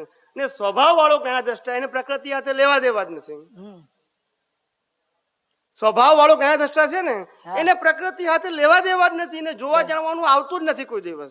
પોતે જ પોતાના સ્વરૂપનો પોતાના સ્વભાવનો પોતાના ગુણોનો જ્ઞાતા દ્રષ્ટા છું. હું અનંત જ્ઞાન વાળો છું, અનંત દર્શન વાળો છું, અનંત સુખ વાળો છું, અનંત શક્તિ વાળો છું, અનંત ઐશ્વર્ય વાળો છું, હું અવિનાશી છું. એનો એક જ્ઞાતા દ્રષ્ટા છે બરાબર. મૂળ આત્મા.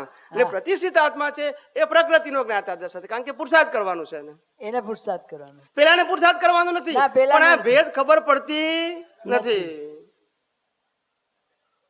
ભેદ ખબર પડતી બધાને એમ જ લાગે કે હું જ્ઞાતા દ્રષ્ટા છું, હું જ્ઞાતા દ્રષ્ટા છું. આત્મા પ્રકૃતિને જુએ. એટલે પણ આત્માને શેના માટે જોવાની જરૂર, જાણવાની શું જરૂર એમ કહું છું. બરાબર. ચંદુભાઈ ગમે તે કરે તો આત્માને શું લેવા દેવા એમ પૂછું છું. કાઈ નહીં પણ તોય એમાં જ ઊંડો ઉતરે ને માને એવું.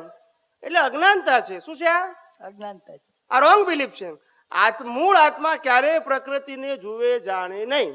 પણ પ્રતિષ્ઠિત આત્મા જે પુરુષાર્થ કરવા વાળો છે એ જ પ્રકૃતિને જુએ જાણે, એ જ ભાવ કરે, એ જ પ્રતિક્રમણ કરે, એ જ નિશ્ચય કરે. ને એના દ્વારા જ બીજ પડે છે. એના દ્વારા બીજ પડે છે. એ બીજનું પછી બીજા અવતારમાં ફળ આવે છે. મૂળ આત્માની તો હાજરી છે. હા મૂળ આત્મા નહીં પણ આજે અંદર સમજાવે છે જ્યારે બુદ્ધિ ઊભી થાય બુદ્ધિને ધમાલ ઊભી થાય ત્યારે જે અંદર સમજાવે છે એ કોણ સમજાવે છે? તો પછી એ કહું છું ને પ્રતિષ્ઠિત આત્મા. પ્રતિષ્ઠિત આત્મા છે ને હા. જો અંદર બે પ્રકારના અંતસ્કરણ છે. કેટલા પ્રકારના? બે પ્રકારના. મન, બુદ્ધિ, ચિત્ત, અહંકાર. એક ડિસ્ચાર્જ અંતસ્કરણ. હા. ને મન, બુદ્ધિ, ચિત્ત, અહંકાર ચાર્જ અંતસ્કરણ. ચાર્જ એટલે કે નવા પુરુષાર્થ કરવા વાળું. ડિસ્ચાર્જ એટલે લઈને આયા છે ખાલી પ્લે થાય છે. હા ખ્યાલ આવી ગયો? હા. એ પ્લે થાય છે એમાં તમે કઈ ના કરી શકો. હા બરાબર પણ જે પુરુષાર્થ વાળું છે એમાં તમે ફેરવી શકો છો. એમાં નવી બુદ્ધિ, નવું મન, નવું ચિત્ત ફૂટાવાળું અને નવો અહંકાર એ અંદર રેકોર્ડ કરો છો આજે ટુડે. હા અને નેક્સ્ટ બર્થમાં રેડીમેડ. રેડીમેડ એ તમારું ઉત્તમ પ્રકારનું મન, ઉત્તમ પ્રકારની બુદ્ધિ, ઉત્તમ પ્રકારનું ચિત્ત ફૂટાવો. અને ઉત્તમ પ્રકારનો અહંકાર, આ બધું રેડીમેડ થશે. કેવું થશે? રેડીમેડ થશે. પણ અત્યારે જે નીકળે છે તે ગયા અવતારનું છે. હા એટલે પુરુષાર્થ જે ભાગ છે એ અંતઃકરણમાં અત્યારે તમે રેકોર્ડ કરો છો, નવું ફીડ કરો છો. હા, તો જે પુરુષાર્થ ભાગ જે છે હમ. એ જે આપણી સમજણ છે એ જ્ઞાનને આધારે છે ને, એ જ્ઞાનના આધારે છે. એ જે પ્રજ્ઞા સમજાવે છે ને બધું. પ્રજ્ઞા સીધી ના કે આપણે પ્રજ્ઞાના પ્રકાશમાં. પ્રજ્ઞા પ્રજ્ઞા તો પ્રકાશ શબ્દ સ્વરૂપે નથી, પ્રકાશ સ્વરૂપે જ છે. પ્રકાશ સ્વરૂપે. હા, એના પ્રકાશમાં સમજાય છે. હા, એને આધાર સમજાય કે આ રોંગ છે, આ બુદ્ધિની દખલ છે, આ બસ શુદ્ધાત્મા છે. છૂટું પડે છે. શું પડે છે? હા. છૂટું પડે છે. એટલું અંદરનું જે આખું જે પુરુષાર્થ વાળો ભાગ છે એ એટલો બધો ન્યુટ્રલ છે, પણ આપણું જે જ્ઞાન છે, ડેવલપમેન્ટ, એ એટલું બધું લો કક્ષાનું છે કે પછી એ આડું આવે છે. શું આવે છે? એટલે પેલી સમજણ ખુલ્લી થતી નથી. ખ્યાલ આવે છે? મને યથાર્થ સમજણની વચ્ચે 50 આવરણ છે. મારે યથાર્થ સમજણ મારે સમજવી છે, ખુલ્લી કરવી છે, પણ પેલા આવરણ આડા આવે છે ને આવરણ પાછા મેં એક કેવા છે? માન્યતાથી, દ્રઢ માન્યતાથી બાંધેલા છે. કોઈની માન્યતાથી બાંધ્યાથી મેં એ માન્યતાને એક્સેપ્ટ કરી છે ને માટે મારા આવરણોથી મારે જ તોડવા પડે એને, બીજા કોઈ ના તોડી શકે. સમજાય છે? એટલે તૂટે તો અંતર ઘટી જાય, ના તૂટે તો અંતર વધી જાય, અને ઉમેરે તો પાછું અંતર વધે. સમજાય છે? એટલે માન્યતાથી અંતર છે. શેનાથી અંતર છે? આમ ડિસ્ટન્સ નથી. આત્માનો અનુભવ અને બિન અનુભવ દશા અને અનુભવની દશા એ વચ્ચે કોઈ અંતર નથી. કોઈ અંતર નથી, ફક્ત દ્રષ્ટિનો ફેર છે. શું છે?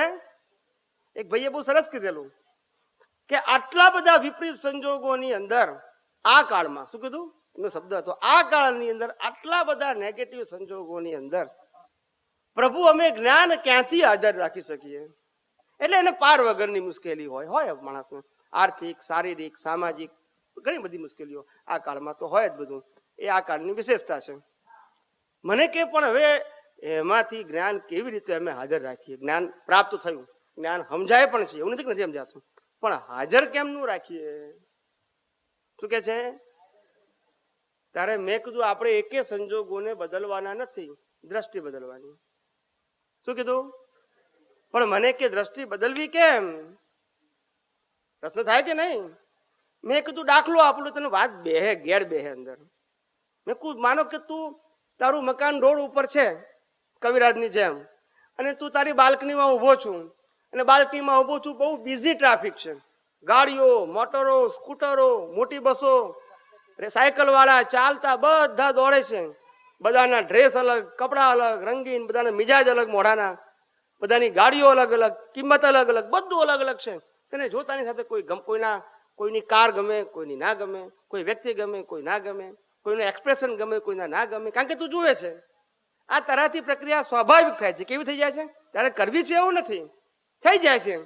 બરાબર છે? હવે આ પ્રક્રિયા મારે બંધ કરવી છે, તો રોડ બંધ કરી દેવાનું, ટ્રાફિક બંધ કરી દેવાનું. બોલતા નથી બધા. તો તારું મુખ ફેરવી નાખ ને. ના સમજાયું? ના સમજાયું ને? મુખ ફેરવી નાખ ને. ટ્રાફિક ને ક્યાં બંધ કરવાનો છે? આ તો ટ્રાફિક બંધ કરવા જાય છે એની મથામણ છે, આ મહેનત એમાં પડે છે. સમજાય નહીં? પ્રકૃતિને બદલવા માટે આટલા અવતારો કાઢ્યા. કેટલા? અનંત અવતારો કાઢ્યા પ્રકૃતિને બદલવા માટે. એક અવતાર પરમાત્માને પ્રગટ કરવા માટે કાઢને, પ્રકૃતિ જેવી છે તેવી. જગત આખું કે તું નાલાયક છું, તો આપણે કે તારી વાત સાચી છે, પણ જે નાલાયક છે તે હું નથી. બોલતા નથી. તું જે નાલાયક કે છે હું નથી, પછી શું વાંધો છે? બોલ. તું જે કે બધા સર્ટિફિકેટ એક્સેપ્ટ, પણ એ હું નથી, પછી શું વાંધો છે? આ તો તે નાલાયક કીધો જ કેમ મને? પતી ગયું, ચાલ્યું પછી. એટલે તું નાલાયક છે એક્સેપ્ટ કરી લીધું. પહેલા એક્સેપ્ટ કર્યું પછી વિરોધ કરે ને, કે એક્સેપ્ટ કર્યા વગર કરે. એક તો ખોટા સર્ટિફિકેટ લે છે અને પાછો ઝઘડે છે. મેં કીધું આ જગતની અંદર જે વ્યક્તિઓ આપણને ભેગા થાય છે એકબીજાને, એ બધા સર્ટિફાઈડ છે કે અનસર્ટિફાઈડ? અનસર્ટિફાઈડ. બોલતા નથી બધા. અને એના સર્ટિફિકેટની વેલ્યુ કોણ કરે છે? આપણે. બોલો, ભૂલ આપણી કે નહીં? એની આપણે. યુનિવર્સિટીનું સર્ટિફિકેટ કેટલું સારું કે તમને 15 વર્ષે SSC પાસ કરે અને 20 વર્ષે ગ્રેજ્યુએટ પાસ કરે, ત્યાર પછી 80 વર્ષે એક આંકડો ના આવડતો હોય તો સર્ટિફિકેટ પાછું ના માગે. બોલતા નથી બધા. માગે કવિરાજ કે લાવો પાછું, કશું આવડતું નથી. અને આ ઘરવાળા કલાકે સર્ટિફિકેટ બદલે તોય આપણે એની વેલ્યુ કરીએ. હવે આપણી ભૂલ કે એની ભૂલ? આપણે કારણ કે એને તો સર્ટિફિકેટ છાપવાના પૈસા ક્યાં આપવાના છે? આ બાબત કરે છે. એક્સેપ્ટ કરનારા છીએ ત્યાં સુધી. એક્સેપ્ટ કરવા ના હોય તો સર્ટિફિકેટ પેલો સમજે કે આ સર્ટિફિકેટ એક્સેપ્ટ નથી કરતો, આપીને શું કરવું હવે? કમલેશાનંદ, બધાને ગમે છે કે નથી ગમતું? કમલેશાનંદ, તમે પાણી પી લો. આ ડેવલપ કેવી રીતે? પણ લિંક તૂટી જાય. બોલો કઈ. આ આપણે આ જન્મમાં જેટલું ડેવલપમેન્ટ લઈને આવ્યા હોઈએ, ઊંચું કે નીચું, જે વોટ એવર ડેવલપમેન્ટ, ખબર નથી કેટલું છે, તો ડેવલપમેન્ટ કેવી રીતે વધે? હા, સૈદ્ધાંતિક દ્રષ્ટિનો ઉપયોગ કરવાથી વિકાસ થાય. આ પ્રકૃતિ, સ્થૂળ પ્રકૃતિની હેલ્પથી ના થાય. સૈદ્ધાંતિક દ્રષ્ટિ જે પ્રાપ્ત થઈ છે એનો વારંવાર ઉપયોગ કરો. પેલા આયા પણ એક વખત કીધું કે નાલાયક છું, આપણે એક્સેપ્ટ કર્યું, પણ તે વખતે આમ થોડું આપણને કરડ્યું. આપણને બીજી વખત કીધું જ્ઞાનનો ઉપયોગ કરો, થોડું ઓછું કરે. 100મી વખત કીધું તારે બિલકુલ ના થાય. કારણ કે 100 વખત જ્ઞાનનો ઉપયોગ કરો. અને કુદરતનો કાનૂન છે કે જ્ઞાન અવિનાશી છે અને અજ્ઞાન, એનો અંત કોનો આવે? અંત કોનો આવે? જ્ઞાનનો કે અજ્ઞાનનો? પણ તમારામાં આત્મવિશ્વાસ જોઈએ એ જ્ઞાન ઉપર, તો અંત આવવાનો છે અજ્ઞાનનો. પણ તમે અજ્ઞાનને જ્ઞાન માની બેહો, શું થાય પછી? અજ્ઞાનને જ્ઞાન માની બેહો અને પછી વિકાસની અપેક્ષા રાખો. હમણાં કવિરાજ એક ભાઈએ સરસ પ્રશ્ન પૂછ્યો. અરે ભાઈની પણ આપતો પુત્રી અમારા ઘરે આવી અડાલતથી. એને બહુ સરસ પ્રશ્ન પૂછ્યો, મને બહુ ગમ્યો એનો પ્રશ્ન. એને કીધું કે કમલેશ આનંદજી, અમે લોકો જ્યારે મન વચન કાયાના સંજોગો આવે ત્યારે મેક્સિમમ જ્ઞાનનો ઉપયોગ કરીએ છીએ. કેવો? છતાંય અમને જ્ઞાનની જાગૃતિ રહેતી કેમ નથી? આમાં કઈ ખરાબ વિચાર આવે, વર્તન ખરાબ થઈ જાય, વાણી ખરાબ બોલાય, તો મેક્સિમમ જ્ઞાનનો ઉપયોગ કરીએ છીએ, પ્રતિક્રમણ કરીએ છીએ, શક્તિ માગીએ છીએ, છતાંય જ્ઞાન અમને અનુભવમાં કેમ નથી આવતું? ત્યારે મેં કીધું તમે જ્ઞાન કરતા અજ્ઞાનનો ઉપયોગ વધારે કરો છો. શું કીધું? એટલે એ કીધું કે તમે તો ડાયલોગ બોલી ગયા, પણ સાબિત કરી આપો હવે. શું કીધું? ડાયલોગ તો બોલી ગયા પણ સાબિત કરી આપો. ત્યારે હું કાયમ માટે કહું છું, હું જેટલા વાક્ય બોલીશ એ બધા પ્રૂવ કરીશ. શું કહું છું? એક પણ વાક્ય રેન્ડમ નહીં હોય. કેવું નહીં હોય? આધાર વગરનું નહીં હોય. ત્યારે મેં કીધું હવે આ ધ્યાનથી સાંભળજો બધા. આપણે ઘરમાં બેઠા હોય, ટીવી જોઈએ અને ટીવી ઉપર ફિલ્મ જોઈએ. એકના માટે રાગ, એકના માટે દ્વેષ. થાય કે ના થાય? એક સાચું ને ખોટું થાય કે ના થાય?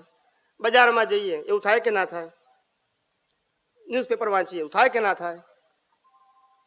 ત્યારે પ્રકૃતિના આખા દિવસના 100 સંજોગોમાં જ્ઞાનનો ઉપયોગ કર્યો ને 1000 સંજોગોમાં અજ્ઞાનનો ઉપયોગ કર્યો, તો પાકું શું થાય? બોલતા નથી બધા. આપણે જ્ઞાનના ઉપયોગની વાત છે. ફાઇલ નંબર 1 કે ફાઇલ નંબર 2 ની ક્રિયાની વાત નથી કરતા, પણ ઉપયોગ શું કરવાનો છે આપણે કરીએ છીએ શું? તો પાકું શું થાય? બોલતા નથી કવિરાજ. 1000 વખત પ્રસંગ આવ્યો પણ ઉપયોગ શું કરવાનો હતો? તો કે મારા પ્રસંગમાં મેં જ્ઞાનનો ઉપયોગ, બીજાના અજ્ઞાનનો. તો પાકું શું થાય પછી? એટલે એ લોકોએ કબૂલ કર્યું કે વાત સાચી છે, આવું જ છે. પણ મને કે આવું કોઈ કહેતું જ નથી ને.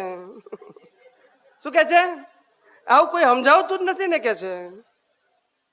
આ દ્રષ્ટિ એમને કોઈ આપતું જ નથી કે છે. મેં કોઈ જાગ્યા ત્યારથી આપણું કામ ફરિયાદ કરવાનું નથી. શું કીધું? આપણું કામ ફરિયાદ કરવાનું નથી, આપણું કામ પુરુષાર્થ કરવાનું છે. શું કરવાનું છે? એટલે જાગ્યા ત્યારથી સવાલ. આ દુનિયામાં કેટલા લોકો નાલાયક છે જોવાની જરૂર નથી. મને ભગવાન લાયક ભેગો થાય બહુ થઈ ગયું. ના સમજાયું? પણ બધા નાલાયકો દૂર થાય એ ભાઈ મને શક્તિ આપો, તો પેલા કેટલા અવતાર જશે તારા બાપા. અને કદાચ તને જ ભેગો ના થાય તો શું વાંધો પછી? તારે ભાંજગડ ખરી કે છે? એ લોકોની દ્રષ્ટિ છે ને, જે નેગેટિવિટી છે એના માટે એટલી બધી ગાઢ થઈ ગઈ છે. એટલે આ જ્ઞાન પરિશ્રમ વાળું લાગે છે. કેવું લાગે છે? પરિશ્રમ વાળું છે નહીં. અનેક આત્મજ્ઞાની પુરુષોએ અનેક અનુભવી પુરુષ સાબિત કર્યું છે કે જ્ઞાન સહજ છે, સરળ છે અને સુગમ છે. ને આપણને એ જ્ઞાન અસહજ, અસરળ અને દુર્ગમ લાગે છે, કારણ કે આપણી સમજણમાં ભૂલ છે. જ્ઞાન એવું હોતું નથી. જ્ઞાન આજે પણ સહજ, સરળ અને સુગમ છે, પણ એ કેવું છે? વ્યક્તિના ઉપયોગ ઉપર આધારિત છે. શેના ઉપર આધારિત છે? મને પેલાએ કીધું કે તમને બોલતા નથી આવડતું. શું કીધું? એટલે આપણે એનાલિસિસ કરીએ, હું કઈ રીતે બોલું છું, તેને મને આવું કીધું હશે, આવું કેમ કીધું હશે, એને આવું સાંભળ્યું હશે, એટલે એને પાટલો અભિપ્રાય હશે, એટલે એને કોઈએ કીધું હશે, એટલે અલા ભાઈ પણ આની કાળમાં શું કામ પડે છે? એને જે કીધું એ ફાઇલ નંબર 1 ને કીધું અને એનું વ્યવસ્થિત છે. તું સર્વથી મુક્ત એવો શુદ્ધાત્મા છું, એમાં બેસ ને, તો તારે ક્યાં કાણ કરવાની છે? પણ સ્વભાવ પછી કે જ્ઞાન બહુ અઘરું છે, પણ અઘરું જ લાગે ને. સહેલું જ્ઞાન કેવું લાગે? જ્યાં ઊંડા નથી ઉતરવાનું ત્યાં ઊંડો ઉતરે. પછી કે અઘરું, પણ અઘરું જ લાગે ને. આપણા માથા ઉપર અહીંયા આગળ પેલા ખાણની અંદર કામ કરતા હોય ને મજૂરો, તો અહીંયા ટોપી પહેરીને અહીંયા પ્રકાશ હોય. શું હોય? તે પ્રકાશ છે ને લગભગ કવિરાજ 50 થી 60 ફૂટ દૂર સુધી ફેંકે, એટલો પાવરફુલ હોય. 50 થી 60 ફૂટ દૂર. તે અજ્ઞાની માણસ શું કરે છે? પ્રકાશને પકડવા જાય છે. શેને પકડવા જાય છે? એટલે પ્રકાશ તો અહીંથી આવે છે, પણ એ પેલો પ્રકાશ એને પકડવા જાય છે. તો અંતર ઘટે કોઈ દિવસ? એ તો 50 ફૂટ દૂર જ રહેવાનું.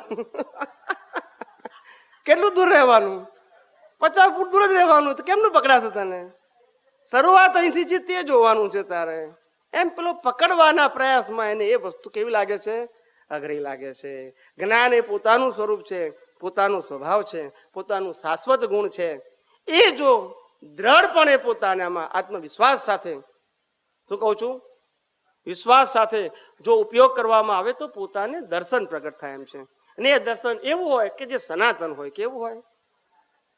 પોતાના અનુભવનું હોય. ને એ દર્શન છે એ પોતાના વિકાસ માટેની સીડી બને. શું બને? આપણે બધા પગથિયા ઉપર ચડીએ છીએ ખરા કે નહીં? બોલતા નથી બધા. આપણને બધાને ખબર છે કે સીડી એ ઉપર લઈ જવાનું સાધન છે. બરાબર છે? બિલકુલ ધ્યાનથી સાંભળજો. મારી વાત સીધી હોય પણ સીધી હોય નહીં કોઈ દિવસ. શબ્દોમાં સીધી લાગશે, પણ જયારે સાંભળશો ત્યારે લાગશે કે આ તો બહુ વાંકી છે. આપણે બધા સીડીને પ્રગતિનું સાધન માનીએ છીએ. બરાબર? પ્રગતિ એટલે લિફ્ટ કરવા માટેનું સાધન. આપણને બધાને ખબર છે કે પહેલામાંથી બીજા પગથિયામાં જવું હોય તો પહેલું પગથિયું, બીજામાંથી ત્રીજામાં જવું હોય તો, અને એ જ પ્રગતિનું સાધન. બોલતા નથી. આપણે અહીંયા આગળ એવું કશું ખબર પડતી, બધા પગથિયા હાથે લઈને જવું છે. ના સમજાયું? અધર ગયું ને?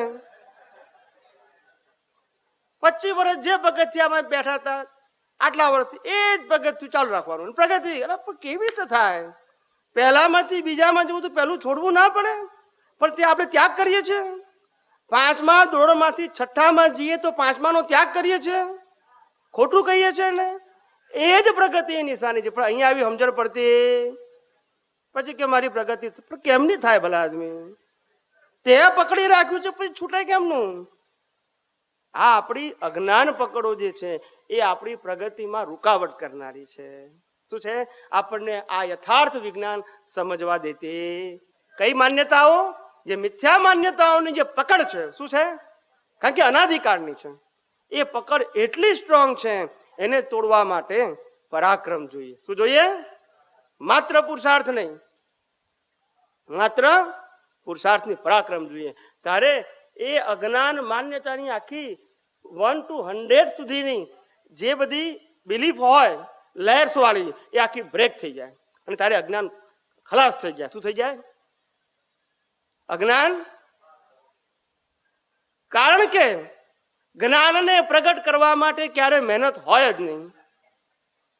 કવિરાજ, જ્ઞાન એ મારું સ્વરૂપ છે, મારું શાશ્વત સ્વરૂપ છે, અને અજ્ઞાન એ મારું વિભાવિક સ્વરૂપ છે. એ મારાથી પાવરફુલ કેવી રીતે હોઈ શકે? લાખ આવરણ હોય તો પણ કારણ કે મારા એ આવરણ પ્રત્યે આજે પક્ષપાત છે મને, એટલે મારા કરતા એ પાવરફુલ છે. શું છે? પણ જો મને જ્ઞાન અજ્ઞાન માટે પક્ષપાત જ ના હોય તો એનો અંત આવવાનો જ છે. અને જ્ઞાન એ તો મારો સ્વભાવ છે, એને મેળવવાનું છે, પ્રાપ્ત કરવાનું છે જ. પણ જ્યાં સુધી અજ્ઞાન વાળું છે, અજ્ઞાન એટલે રોંગ બિલીફો, એ રોંગ બિલીફો બે રીતે કામ કરે છે, મિથ્યા જ્ઞાન ને મિથ્યા દર્શન રીતે. એ રોંગ બિલીફોની પકડ આપણા દ્રષ્ટિમાં જ્યાં સુધી પકડ કરે છે ત્યાં સુધી વિજ્ઞાન સ્વરૂપે ખુલ્લું નહીં થાય. અને વિજ્ઞાન સ્વરૂપે ખુલ્લું નહીં થાય ત્યાં સુધી મુક્તતાની અનુભૂતિ નહીં થાય. શેની અનુભૂતિ નહીં થાય? મુક્તતા. એટલે જ્ઞાન જુદી વસ્તુ છે આખી. જ્ઞાન એ અનુભૂતિનો વિષય છે. શું છે? કયો વિષય છે? અનુભૂતિનો વિષય. જેમ જેમ અનુભવ થશે ને તમને પોતાને જ થશે કે હા આવું અદભુત જ્ઞાન મહાન પુરુષોને જે અહો થયું છે એ અનુભવથી થયું છે. શેના થયું છે? અનુભવથી. એ દશા છે. શું છે? એ શું છે?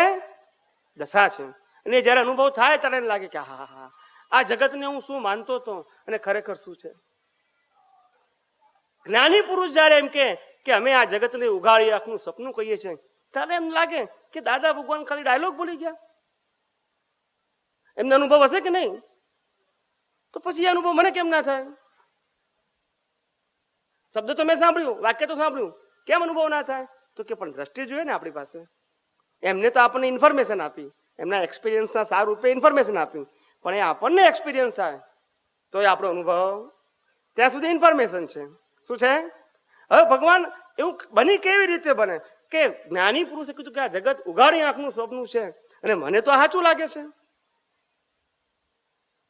તારે ત્યાં અંદર સંશોધન કરો ને તો અંદર ખ્યાલ આવે કે હા ખરેખર આ ઉઘાડી આંખનું સ્વપ્ન જ છે. ઉઘાડી આંખનું તો કે છે કે આપણે જેને સ્વપ્ન માનીએ છીએ તે બંધ આંખનું સ્વપ્ન છે. એ બંધ આંખના સ્વપ્નનો સિદ્ધાંત શું છે? કે જ્યારે આંખો બંધ થાય ત્યારે સપનું શરૂ થાય અને આંખો ખુલે ત્યારે શું થાય? સપનું પૂરું થાય. આંખો બંધ કરી ત્યારે સપનું શરૂ થયું અને આંખો ખોલી ત્યારે સપનું. અને આ સપનું કેવું છે? ઉઘાડી આંખનું સપનું. ત્યારે જ્ઞાની કે છે જે દિવસે આ જીવ પહેલી વખત આંખો ખોલે છે ત્યારે એનું સપનું શરૂ થાય છે અને જ્યારે કાયમ માટે આંખ મીચે છે ત્યારે સપનું સમાપ્ત થાય છે. સમજાય છે મારી વાત? આ ત્રણ અવસ્થાનું સપનું છે: બાળપણ, જુવાની અને બુઢાપા. આંખો ખુલે ત્યારે સપનું શરૂ થાય અને આંખો બંધ થાય ત્યારે આ સપનું છે ને પેલું પણ આ સપનું થોડું લાંબુ છે અને પેલું કેવું છે પણ છે તો. અને સપનામાં તમને જેટલું સાચું લાગે છે એ તમારી ભ્રાંતિ છે. એ તમારી લોકો કે ભ્રાંતિ કાઢવી છે પણ આમ નીકળે કઈ, આમ કઈ કોથળામાંથી નીકળે કઈ? એ તારી દ્રષ્ટિમાં છે. કઈ ક્યાં છે? ચોપડીઓમાં ભ્રાંતિ છે, દ્રષ્ટિમાં ભ્રાંતિ છે. એમ તારી દ્રષ્ટિમાંથી દ્રષ્ટિ બદલ કરવાની છે. જ્ઞાની પુરુષ કે છે અમને આ ભંગારમાંથી જ્ઞાન મળ્યું. ક્યાંથી? તો આપણે ભંગારની દુકાને જવાનું? આપણે બધા જ ભંગાર, બીજું શું? આ ભંગાર એટલે શું? અજ્ઞાન માન્યતાઓનો ખજાનો. શેનો ખજાનો? એ જ તો ભંગાર કે બહાર લેવા જવાનો હતો. દાદા કે જો ને એક ભાઈ આવ્યો દાદા ભગવાન પાસે, દાદાજી હું બહુ કંટાળી ગયો છું, થાકી ગયો છું, મને મુક્ત કરો. દાદા ભગવાન કે પણ શું થયું છે? એ તો કે અરે કે છે 15 વર્ષ થયા લગ્ન કરે, હવે કંટાળી ગયો છું, મારાથી રહેવાતું, મને છોડાવો. શું કે છે? દાદા કે પણ તને વિધિ શેની કરું? શું કે છે? એ કે છે એવી વિધિ કરો કે આ છૂટે નવી હારી મળે. બોલો, હવે આ દાદા ભગવાન નો ગુરુ કહેવાય ને? સમજાય છે? જોઈએ તો ખરી જ. હવે આને જગતમાં સાર કાઢ્યો કે ના સમજાયું? એટલે આ તો દાખલો આપું છું. એટલે આપણા અંદર રહેલી જે અજ્ઞાન માન્યતાઓ છે એમાં એટલી બધી રોંગ બિલીફો છે. એ બિલીફો જ્યાં સુધી અંદરથી નહીં તૂટે ત્યાં સુધી અંદરના ભીખને ભય જશે. કેટલી બધી ભીખ છે અંદર. આવું જ્ઞાન પ્રગટ કરવું છે આપણે, કેમનું પ્રગટ થાય? અંદર ભીખ પડી છે, અંદર મેળવવું છે, શું મેળવવાનું છે? ગુમાવવાનું છે, શું ગુમાવવાનું છે? શું તારું છે તે જતું રહેવાનું છે, અને શું તારી પાસે નથી તે મેળવવાનું છે. પણ એ અંદર ક્લિયર એટલે ગળમથડ ચાલે છે, મેળવવાનું ને ગુમાવવાનું, મેળવવાનું ને ગુમાવવાનું. આ જ ભીખ ને ભય એનાથી ઊભા છે. અને એ માન્યતા કાઢવાની છે. હું નથી કહેતો કે આ જગતની વસ્તુનો તમે ત્યાગ કરી નાખો, ત્યાગ નથી કરવાનો, દ્રષ્ટિ બદલવાની છે. શું બોલવાનું છે? દ્રષ્ટિ બદલવાની છે. બેનનો પ્રશ્ન છે કે પુરુષાર્થ અને પરાક્રમ બેમાં ફેર શું? પુરુષાર્થ અને પરાક્રમ બેમાં ઘણો ફેર છે સાહેબ. પુરુષાર્થ કોને કહેવાય અને પરાક્રમ કહેવાય એને એક જ વાક્યમાં સમજાવું. સામાન્ય સંજોગોમાં જ્ઞાનનો ઉપયોગ કરવો એનું નામ પુરુષાર્થ, અને અસામાન્ય સંજોગોમાં જ્ઞાન હાજર થવું એનું નામ પરાક્રમ. સમજાય છે? જન્મ મરણનો સવાલ આવે ત્યારે પણ ખ્યાલ આવે કે હું નિશ્ચય નિર્ણયથી કેવળ શુદ્ધાત્મા છું, એ પરાક્રમ કહેવાય. પણ કોઈ કે આજ જમવા નહીં આપું તો કે કઈ વાંધો નહીં, ફાઇલ નંબર 1 નહીં આપું, હું તો શુદ્ધાત્મા છું. તે સામાન્ય સંજોગો છે. સામાન્ય સંજોગોમાં જ્ઞાન હાજર રહેવું એને પુરુષાર્થ કહેવાય, અને અસામાન્ય સંજોગોમાં જ્ઞાન હાજર રહે એને શું કહેવાય? પરાક્રમ. સમજાયું કે નહીં? પાકું? બેસી ગયું? જ્ઞાનીની જ્ઞાન દશા અને સ્થિત પ્રજ્ઞ દશા એ બંને વસ્તુમાં ઘણો ભેદ છે સાહેબ. સ્થિત પ્રજ્ઞ દશા જે છે એ સ્થિત પ્રજ્ઞ દશા એ કાયમ માટે ના હોય. શું ના હોય? કાયમ માટે, લાંબો સમય ના ટકે. સ્થિત પ્રજ્ઞ દશા એને સમજાય ખરી, સમજાઈ ગઈ, અનુભવમાં પણ આવે છે, પણ એ સતત રહે નહીં. કારણ કે સ્થિત પ્રજ્ઞ દશા એ એક પ્રકારની આધ્યાત્મિક એક્સરસાઇઝ છે. શું છે? આધ્યાત્મિક. શું છે? આધ્યાત્મિક. ભૌતિક નહીં, ફિઝિકલ ક્રિયાની નથી. ખ્યાલ આવી ગયો ને? પોતાની જે સમજણ છે એની એક્સરસાઇઝ છે. અને જે જ્ઞાન છે એ જ્ઞાન એ સિદ્ધાંત છે, એ સિદ્ધાંત વાળું જ્ઞાન છે. એટલે અફર રહે. કેવું રહે? પેલો અફર ના રહી શકે, એનો સ્ટેમિના હોય. શું છે? કૃષ્ણ ભગવાન કે તું 1 ભૂલ કરીશ તો માફ, 2 ભૂલ કરીશ તો માફ, 99 કરીશ તો માફ. પણ સ્વામી બોલતા નથી. એ વ્યાખ્યા કોણે આપી છે સ્થિત પ્રજ્ઞની? બોલતા નથી. સ્થિત પ્રજ્ઞની વ્યાખ્યા કોણે આપી?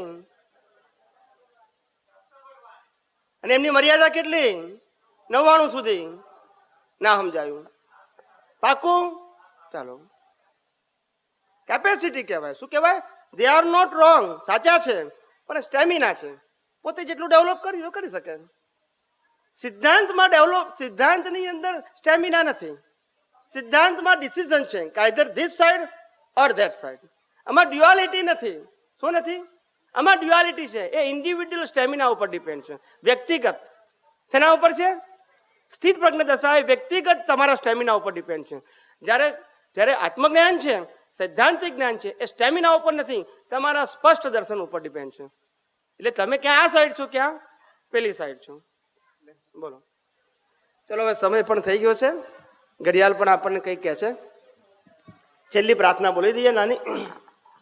હે અંતર્યામી પરમાત્મા, હે અંતર્યામી પરમાત્મા, આપ દરેક જીવ માત્રમાં બિરાજમાન છો, આપ દરેક જીવ માત્રમાં વિરાજમાન છો, તેમજ મારામાં પણ બિરાજેલા છો. તેમજ મારામાં પણ બિરાજેલા છો. આપનું સ્વરૂપ તે જ મારું સ્વરૂપ છે. મારું સ્વરૂપ શુદ્ધ આત્મા છે. હે શુદ્ધ આત્મા ભગવાન, હું આપને અભેદ ભાવે અત્યંત ભક્તિપૂર્વક નમસ્કાર કરું છું.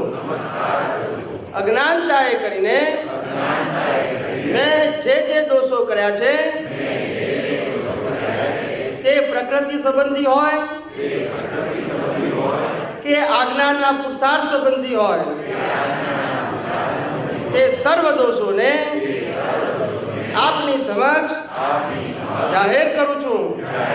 તેનો હૃદયપૂર્વક ખૂબ પસ્તાવો કરું છું અને આપની પાસે ક્ષમા પ્રાર્થું છું. હે પ્રભુ, મને ક્ષમા કરો, ક્ષમા કરો, ક્ષમા કરો. અને ફરીથી આવા દોષો ક્યારે પણ ન કરું એવો દ્રઢ નિર્ણય નિશ્ચય કરું છું. આપ મને શક્તિ આપો. હે શુદ્ધાત્મા ભગવાન, આપ એવી કૃપા કરો કે અમને ભેદભાવ છૂટી જાય અને અભેદ સ્વરૂપ પ્રાપ્ત થાય. અમે તમારામાં અભેદ સ્વરૂપે તન્મયાકાર રહીએ. જય સચ્ચિદાનંદ, જય સચ્ચિદાનંદ, જય સચ્ચિદાનંદ, જય સચ્ચિદાનંદ, જય સચ્ચિદાનંદ.